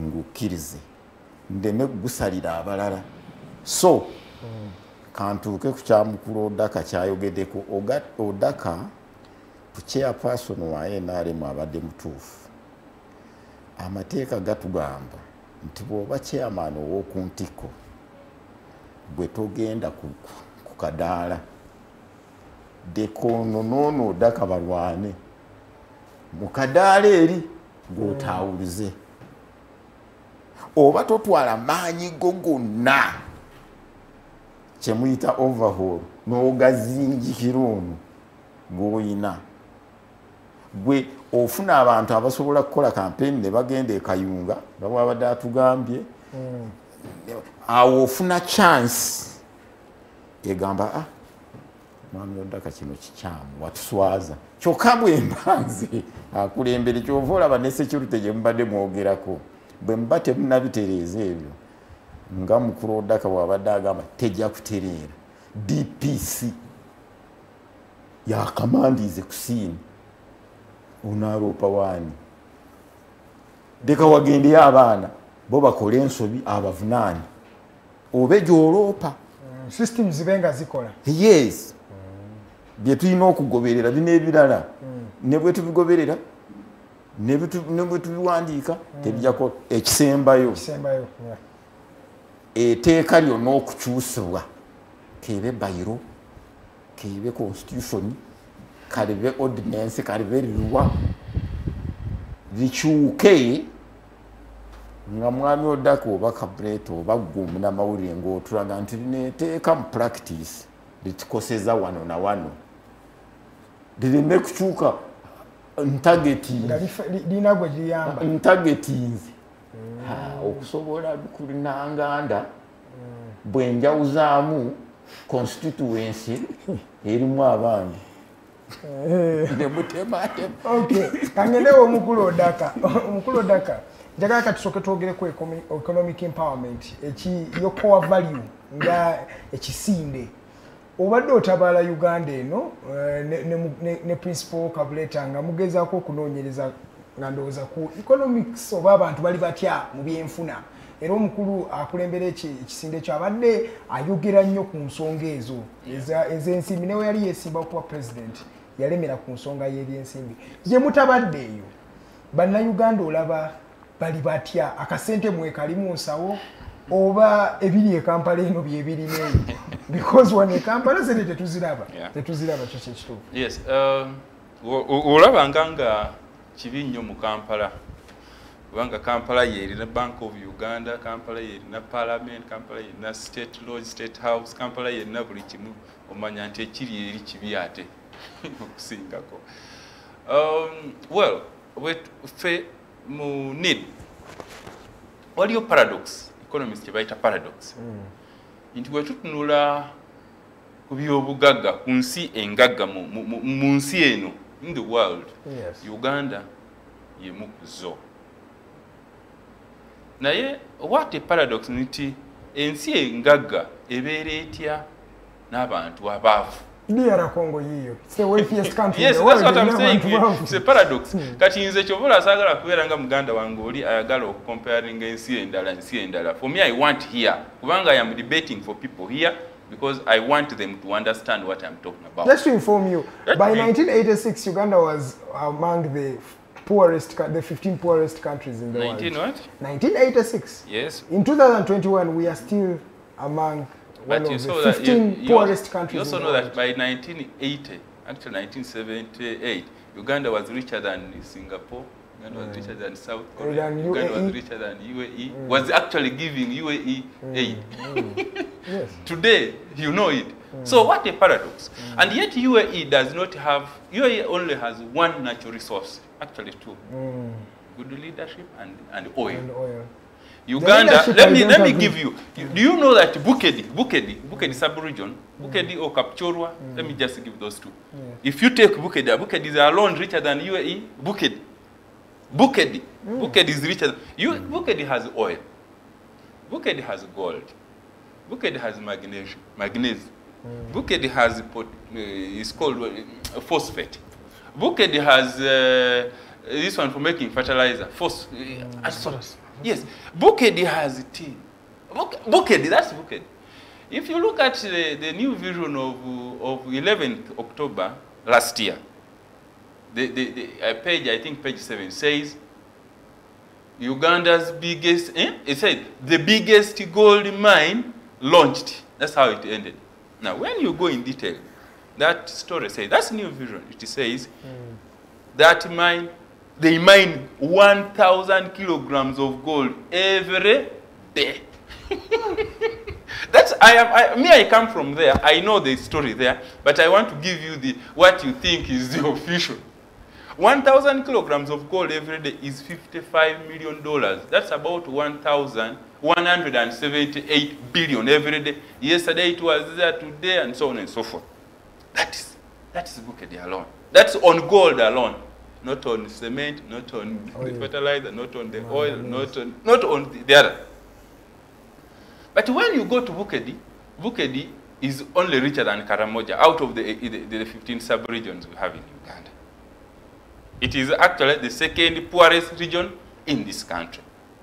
So what a paradox. That is the richest region in Bukedde, the hospital in Bukedde, where they get that money, doesn't even have an X-ray machine.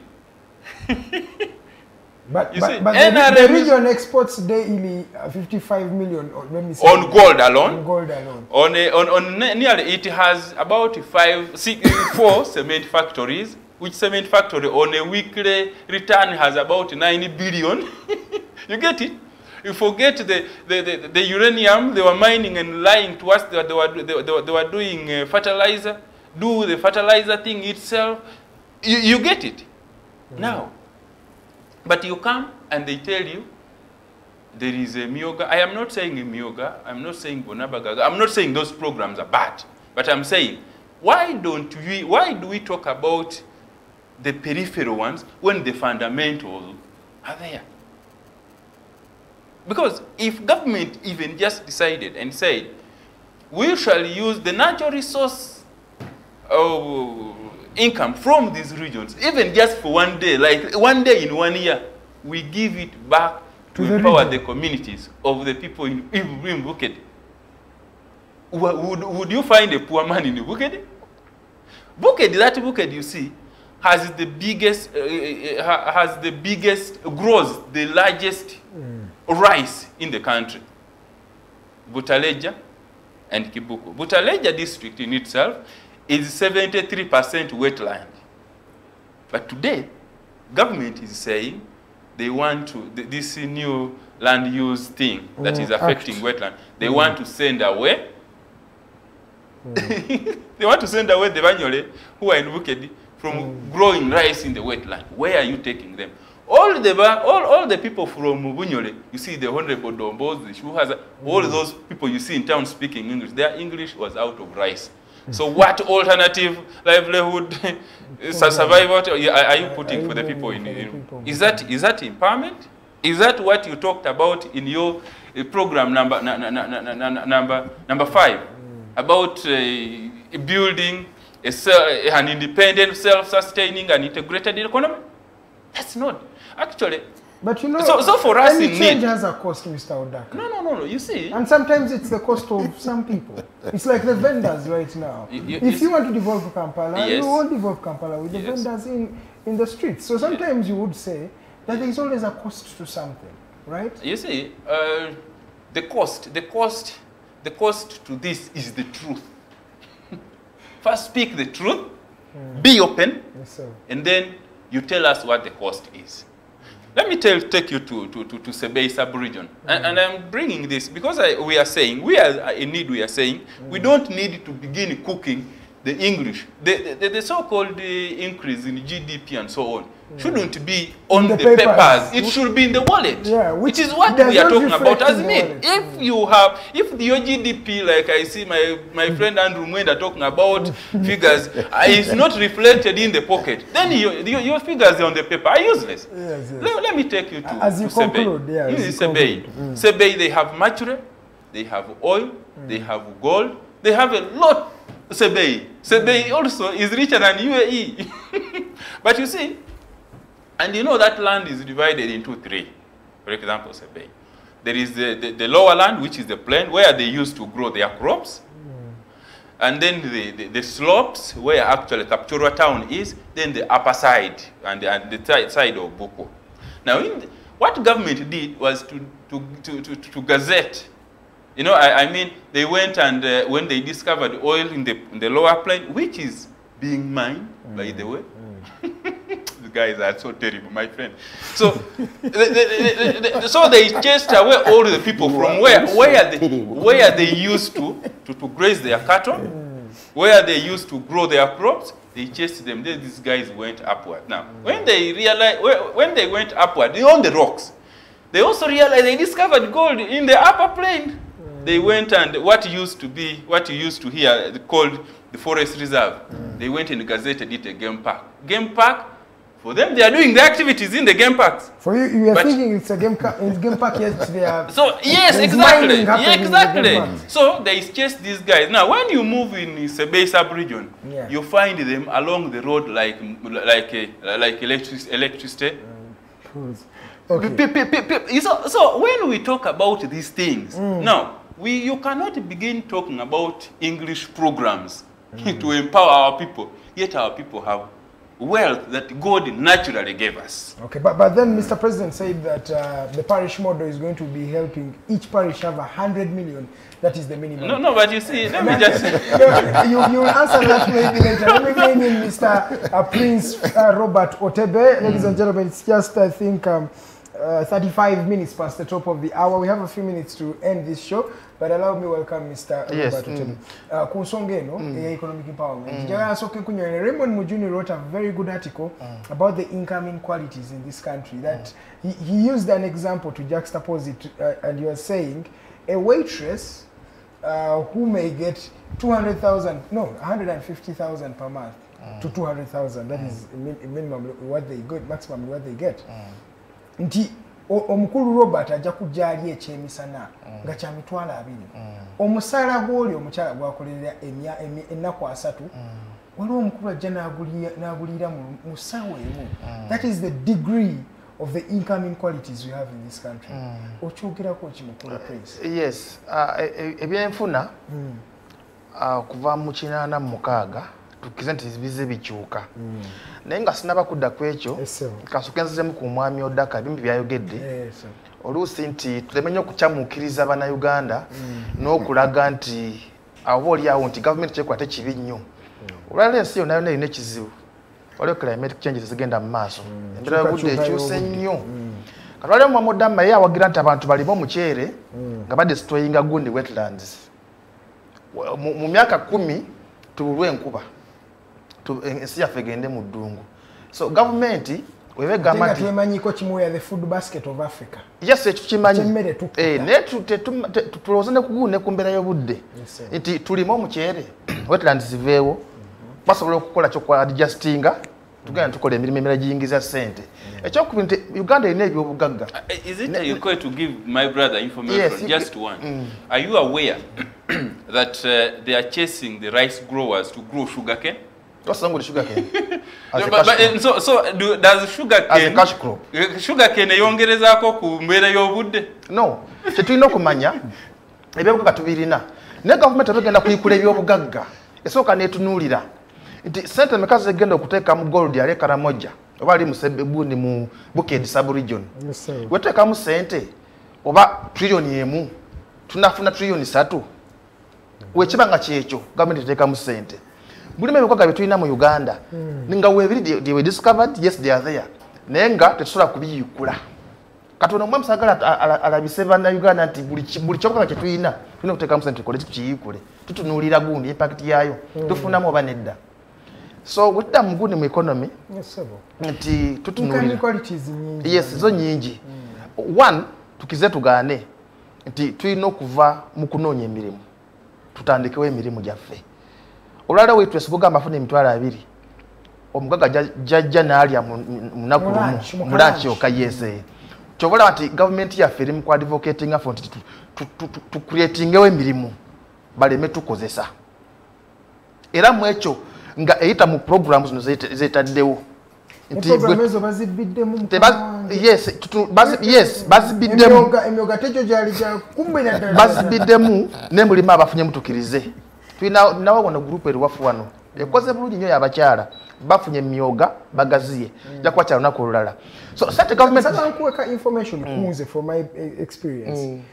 Mu 2018 bali bagaba sente za groups naye ekizibu ekiriwo nti tebazigaba nti kuzigaba tuyambe bantu kibanga kutukiriza mukolo for example nze bajje waka bankokona sawa emu jangu uina muganda wao mbwe mujje tugende mu state house twegatte wano so ne twekwatanga tubeera around twala abantu nga 12 ne batuwa kadde kamwe emitwala 2 buli omu n'avaawo ne 10 genda kwegamba tetukikola kulakulanya tukikola kutuusa mukono nti bafunye enzizo zatuusa bafunye kozi eyo program gye bakonkonako eyo program gye bakonkonako teri amanga the government programs zitesokola ki okulakulanya Bannayuganda sente zonna eziva mu kuyikula ebyobugagga nomwami Odaka byagamba sente government zejjayo neziteeka mu program ezirina okulakulanya abantu wabula tulina ekizibu kimu Bannayuganda mindset zaffe twalookingibwa ate bano bannabyabufuzi bebalokingidde Bannayuganda mu ebyo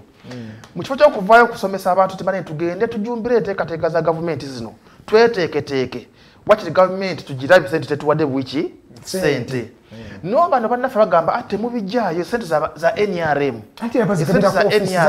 nedda emyoga buli mu categories nyingi siraba nko omuntu agenze ekyaddo ne ku secretariat sanonye sente z'emyoga sente z'emyoga ziri ku parish level hanti bazikibira ku office za NRM nedda sebo tewali office ya NRM mu parish level sijirabangako kumuluka tekuli office musiba mu boss zendi wabavuka wa NRM musiba mu boss muluka gwange systems na office kyanjawulo systems office zanjawulo zendi mukulembeza ku muluka gwange neto tuna office ya NRM nata activities za government zigenda mu maaso ez'emyoga nolwale gundi parish mode ejja nakutegeeza omwami ono nti mwami Odaka esente zibajja mu kuyikula ebyo bugaga byogamba njagala ogamba abatulaba nti zigenda mu program za government ezikola ki eziteekebwateekeddwa kati nga parish mode zigenda okukola ki okutandika therefore nagambye nti ekima tusana gwa mu kibira era mwabalokingidde Bannayuganda sente za byabufuzi sente za Museveni temuzikola ki naye nga ate abagenzi ne bakola ki ne bakkiriza nti sente za nkulaakulana bafunye era kino ekintu kigenda tukosa nnyo ogenda kubeera gaapu eyo eva nti abagagga nnyo ate nabafu basigale nga baki nga usooka olabe ab'opposition ne bagamba nti ono mwami agambye nti tetugala opposition naye nga mweri gwa tuli mu byobufuzi okiwulira nti ojja kusanga nti abasinga okwogera nti obwavu bungi be bano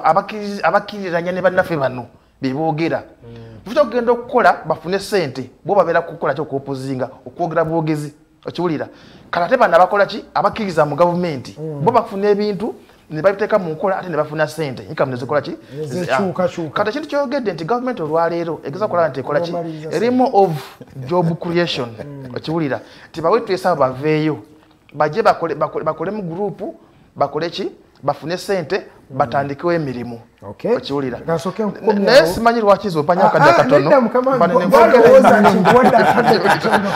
banebogera nnyo bano banvaasinga bonna nokubaddamu nokola buli omu awamboze bantu no bangi baine messages zo mukulu Otebe onagambye Teresa Blessy agambye Mr. Otebe, how many bakyala have you helped? Where is the accountability?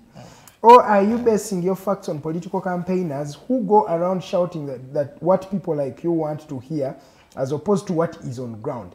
Emyoga had 100 billion budget. How many beneficiaries does it have? Parish model is coming with 490 billion. What is your strategy for its implementation that is different from the previous? Because every one of those programs have failed and new ones have introduced only to follow the status quo. Chenfame ku message eno nti abantu bamanyi ebigenda mu maaso esente ezidiimudwa nazo bazimanyi.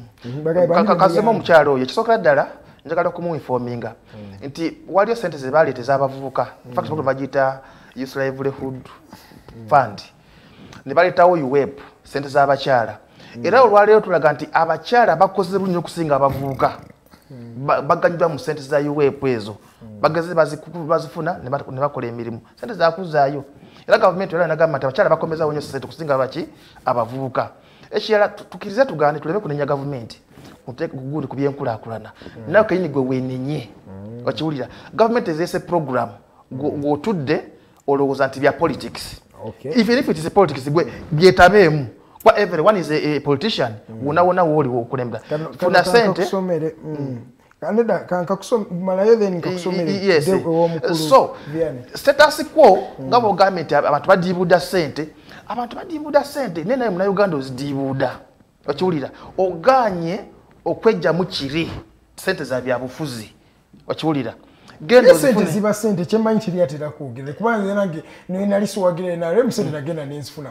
Yes kati gwe tuzifuna tuziteke mu nkola government egenda kuje mu bwavu gwenga gwe yegenda kuteeka obunde miwatwa gwe gigoberere nagenda okubuza mukuru Vianney kansoke nkusomere kana aka message agambye onagambe Otebe. Was that a sign of love that you're talking about? Nagamba Otebe, was the previous election free and fair? And if yes, why? Then Nagamba Otebe, talk about the people they used to kidnap and kill, then the civilians that were at their workplaces working and killed by police officers who think they are above the law. Olaba, even the LDUs, those primary two dropouts, think they own powers to mistreat civilians because the state has let them do that. Akagende wa mukuru Vianney okutukumira mu bwavu waba na Uganda okubeera abavu munda bayoza kana akantu kagenderere. Onkoze bulungi fe awamu fabe kumide mu bwavu ensi ono byabadde ayogera zino zi China yali njavu kyokkayo China teyagenda mu kutonda w'ebigambo ebipya yasigala ku kyadda ono mukulu Odaka n'Otebe balina programu nungi kyokka entambuza n'endungamya yazo yenfu etya sebolekera okungatta ku programu z'abali. Yes, economy teina kala joy advocating teina kala teina lunda teina buli omwe mukola kati ekizibu ekiriwo the loophole kyetulina okuzibikira kiriwo ekiti tuddeyo nga bwe twatandika economy eyafa abalina teringa eyabali fe kati tuvuganya yabali abatayina ono bayogeddeko betwali tuweereza obuyambi bo beetaaga economic empowerment tuleete sente no fa abalina abalimi b'omuceeri abo tobatwala mu ssomero ekyonoonye wano kanyamba abakulu bano masomero ag'olugambo abo obatwala wali tuyina ebitongole byaffe bibiri mu gavumenti ebyo bwe mbate mbitereezeza mujja kutukuba oluzungu mujja kutukuba research zife statistics ekimu bakiyita private sector foundation ekirala bakiyita informal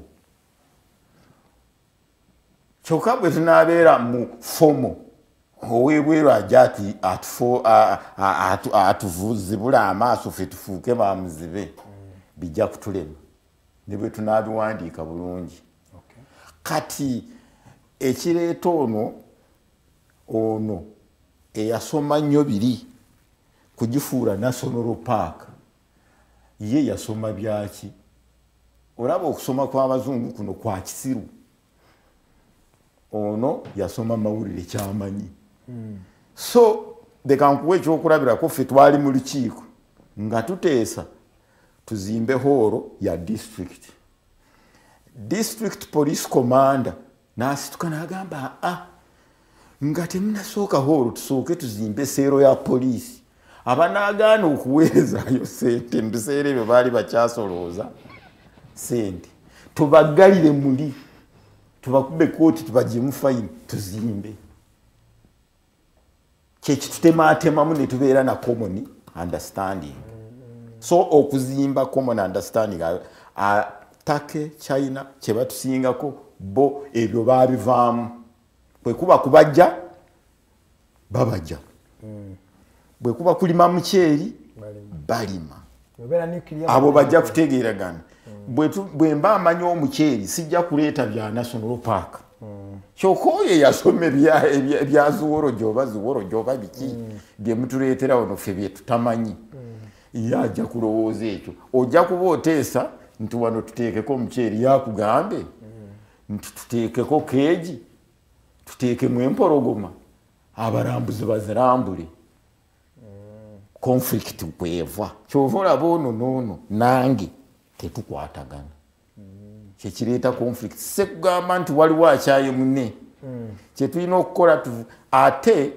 omukulu ono noono kyebalina okutuyamba kiri eki public sector private sector foundation erina kukulemberwa ab'olugambo genda olulala bono bwe oli munamawulire gendayo bakuwe abali ku board eyo oba chairman oyo naye bamukukunula eri eyo yandibadde ekulemberwa bano abakatwe ababitegeera ebigenda mu maaso bali mwebali kyokka kati ndiroya ninfuuka chairman bana edakika tulina ntono ziringa 5-6 ya twogere ku nsonga eno yanga natandika n'omukulu Odaka ensonga njagala twogereko excuse me ensonga njagala twogereko y'ensonga ya inequality mu masiga gano agatukulembeza tulina system 3 tulina arms 3 tulina legislature tulina judiciary tulina executive n'ekirabikanga executive eyawamba amaanyi ag'ebitongole ebirala for example waliwo atukubira hello Monday. Yes, Thank sir. you, Edgar. Yes, sir. Mukuru Odaka. Katinze katonanyi omanyi bwogala bwokusigadde sikatano okusima ne gumva mu nga sinakubanganya nasobola kuwuliriza those three gentlemen. The first one, Mr. Otebe, sitegeera ndowooza the first recommendation Otebe asana n'amyuka oba nasikira enanga obulimba yabumasitali ekyaitali mutu mukolere kampeyini asikire gundi asikire enanga oba oponopondo akijjaamu bulungi nnyo ate by the way teetagala kweta CV itematalo okukwata obutambi bwabadde ngaalaba ku mpewo ez'enjawulo ne tubusalamu bulungi ne tubuwa president essaawa yonna omulimu bagumuwa because afiitinzemu bulungi. Secondly, mukulu Vianney ate ndowooza ye mulumirwako banange n'abalaba nayoga nabonaabona. It seems to be waliwo ba Otebe aba NRM enfungule mu byako bagita omufungulo gye baafungulanga ya luzi babeera ne NRM yandibadde original nga nkwafu ndowooza baviani bwe tebakkiririzangamu kati tekitegeera Vianney ye tabu yamugwira etya kiri NRM bwe yatandika okufuuka amazzi because as far as I know nalabye nga CV eraga nti ye yali Police Commissioner mu FRONASA. FRONASA to very many young people like us, kitwalanga ekisinde oba ekyaliwo nga kyo kinyikivu in regards to democracy n'ebirala. So what happened? Lwaki ye bagenda okukola NRA era ne yeesulawo n'akivaamu then bo ne bakola NRM because as far as what is, if you listen in what he's saying, alinga naye atakkiriza bye bakola kati ye akivaamu atya weza ene room obutakkaanya nabo n'abaleka ne bagenda eriweero mu NRA n'asigaza FRONASA ye ne UPM ye kati byo byakomawa. As for mukulu Odaka kkiriza tabu yatugwira ffenna, we have nothing to do as of now ng'ogyeko ku-sensitizing abantu. Otherwise, ekizibu tuba-sensitizing okubazuukusa ate Otebe najja obulimba one lion Otebe can confuse over a million people. Kati manya what you're going to do. Okay, thank you, sir. Thank you so much. Thank you so much. Ojamuddamu ng'omaliriza. Mbadde twogera ku masiga gano agali unequal. Executive esazeewo bingi. Twalaba n'amagye bagatwala ekkongo wabwe bw'eggwanga. Nga tebakonsultinze legislature oba muntu yenna. It was just the president who signed mutwale ne bagenda. What does this mean to our country in just 2 minutes? Of course, it means there has not been change of heart since. For me, I get surprised about people who get surprised about the action of this government. The person who, a group that came in 1986, never gamba until actually one for 4 years. 4 years never limba. Nesigalawo. Etu never gamba, mumpeyo myaka 5. Never limba, netako. Never gamba, I want to professionalize the army. Nechusa constitution, never limba. Never gamba, njagala kugira East Africa. Never limba, netikola. Group, nekole ebyo never limba. Really, oba balimbye mubiri byonna ebinene. Really, mulowooza ejja bagamba ekituufu mu katono. I really get surprised about Uganda. Anybody who has told you big lies, you expect him to tell you small truth? It can't be. It can't be. Come on. So, I told you that anything born of a snake must have a long tail. So anything born of a muyekera, President Museveni has never, and these guys have never ceased to tell. For them, they openly say they have a yekera. Isn't it? It's because they weigh. Yeah, but they are still So why do you want to think they are no longer? Because they took power and they taking power. Let me tell you, changing position from this step to the other step does not make you to cease to be a digger. You remain an Edgar. I have known. So, the NRM will not believe in anything. The only thing we have is the presidency. And the presidency, which is concentrated, not even the presidency.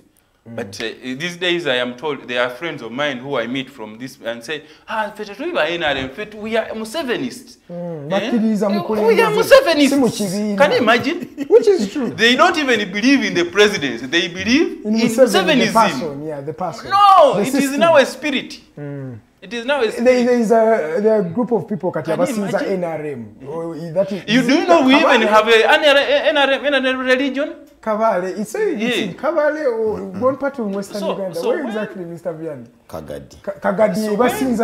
So when you get to that level, please don't begin thinking about this English we are speaking, you know, legislature. They don't have those concepts in their minds. So don't debate what is not there. Mr. Otebe, njagala tuwe obwekamu obusembayo era oyogere ku ensonga mudakike mukubanda atuyine dakika. Yes, amasiga asatu oli awonera mu ebyokuna. Fourth estate. Medium. Yes, these ones they beat all the time on the street. Twasigala kwogera tetunache tukola just speak. What mala kwogera. Atwogerera ddala noffe. Now, ekituufu kiri nti bw'otunuulira ssemateeka waffe bano Vianney gwe badraftinga nti koshoni yaffe yonna yonna ewa executive amaanyi zikanya naye okiwulira kati bwe tubanga tugamba nti amasiga gano agamu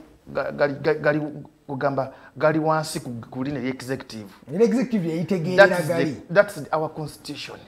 Bw'otunuulira buli article gy'osoma gw'osukukula page vote. President bamuwa obuyinza. Okuggyako nga tugamba MPs baffe. I have privilege to have sat in a law class. That is not true what you're talking about. Let me tell you. In 30 seconds, Mr. In regard, each of these arms of government have their powers, check powers. Yes, they are there.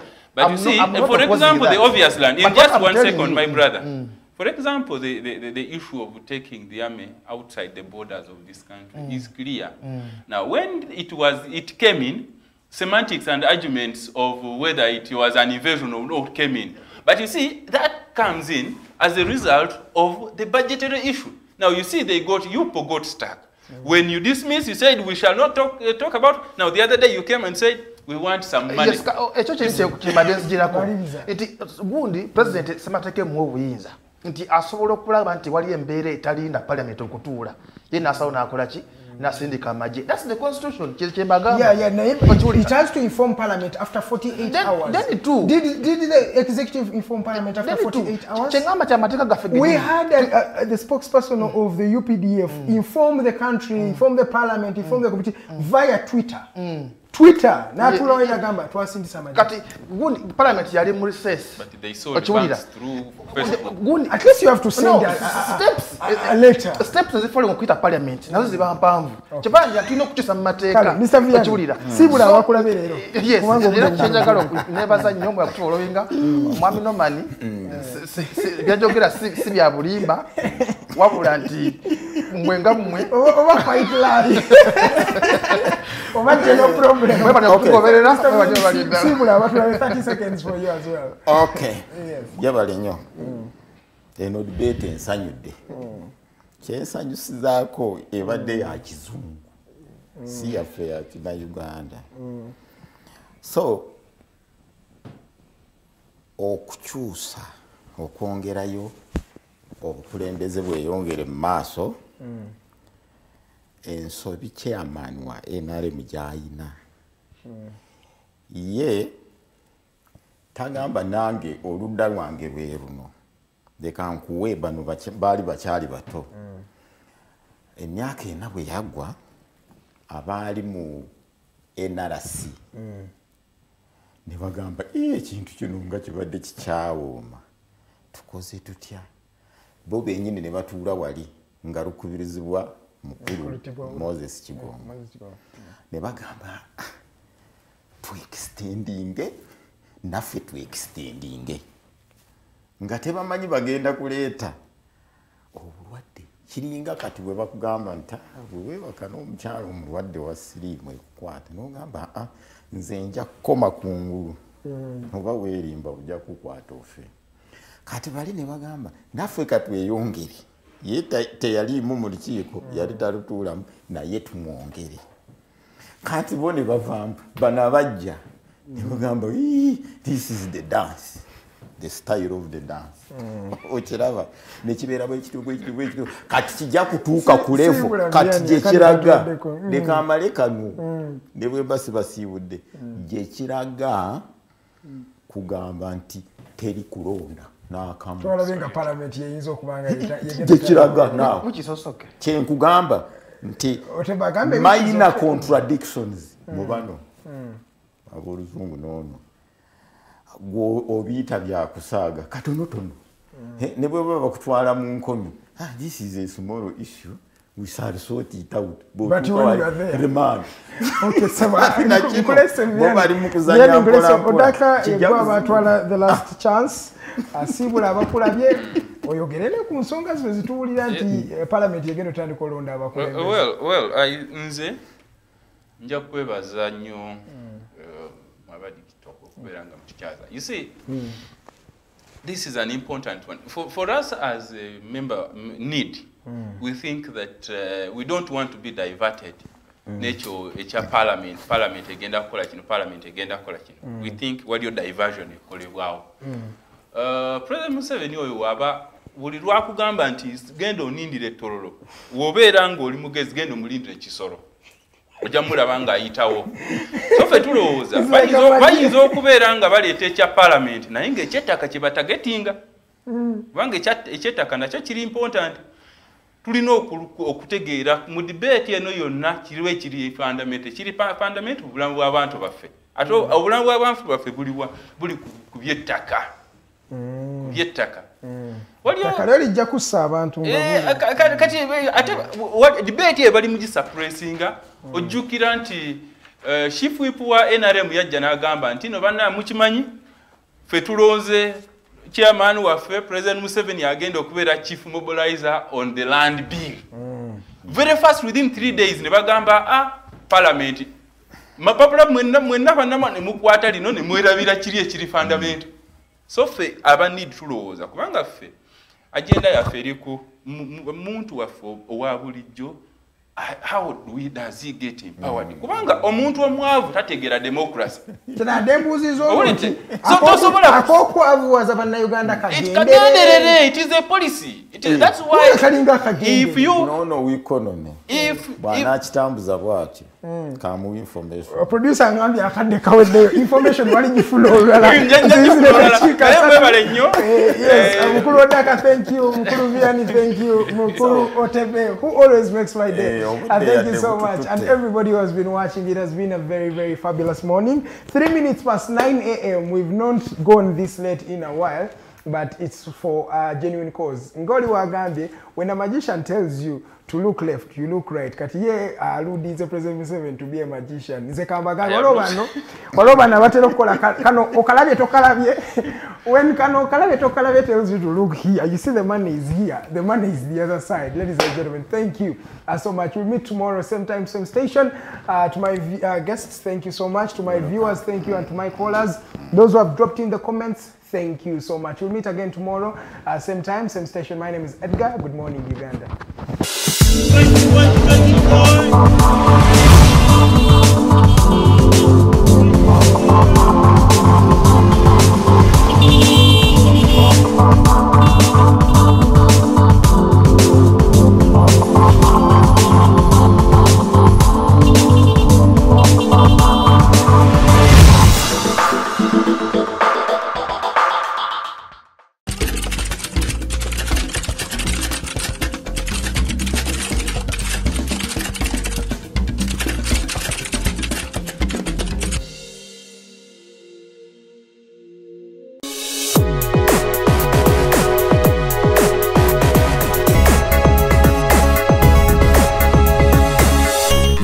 Alternative Dig Talk.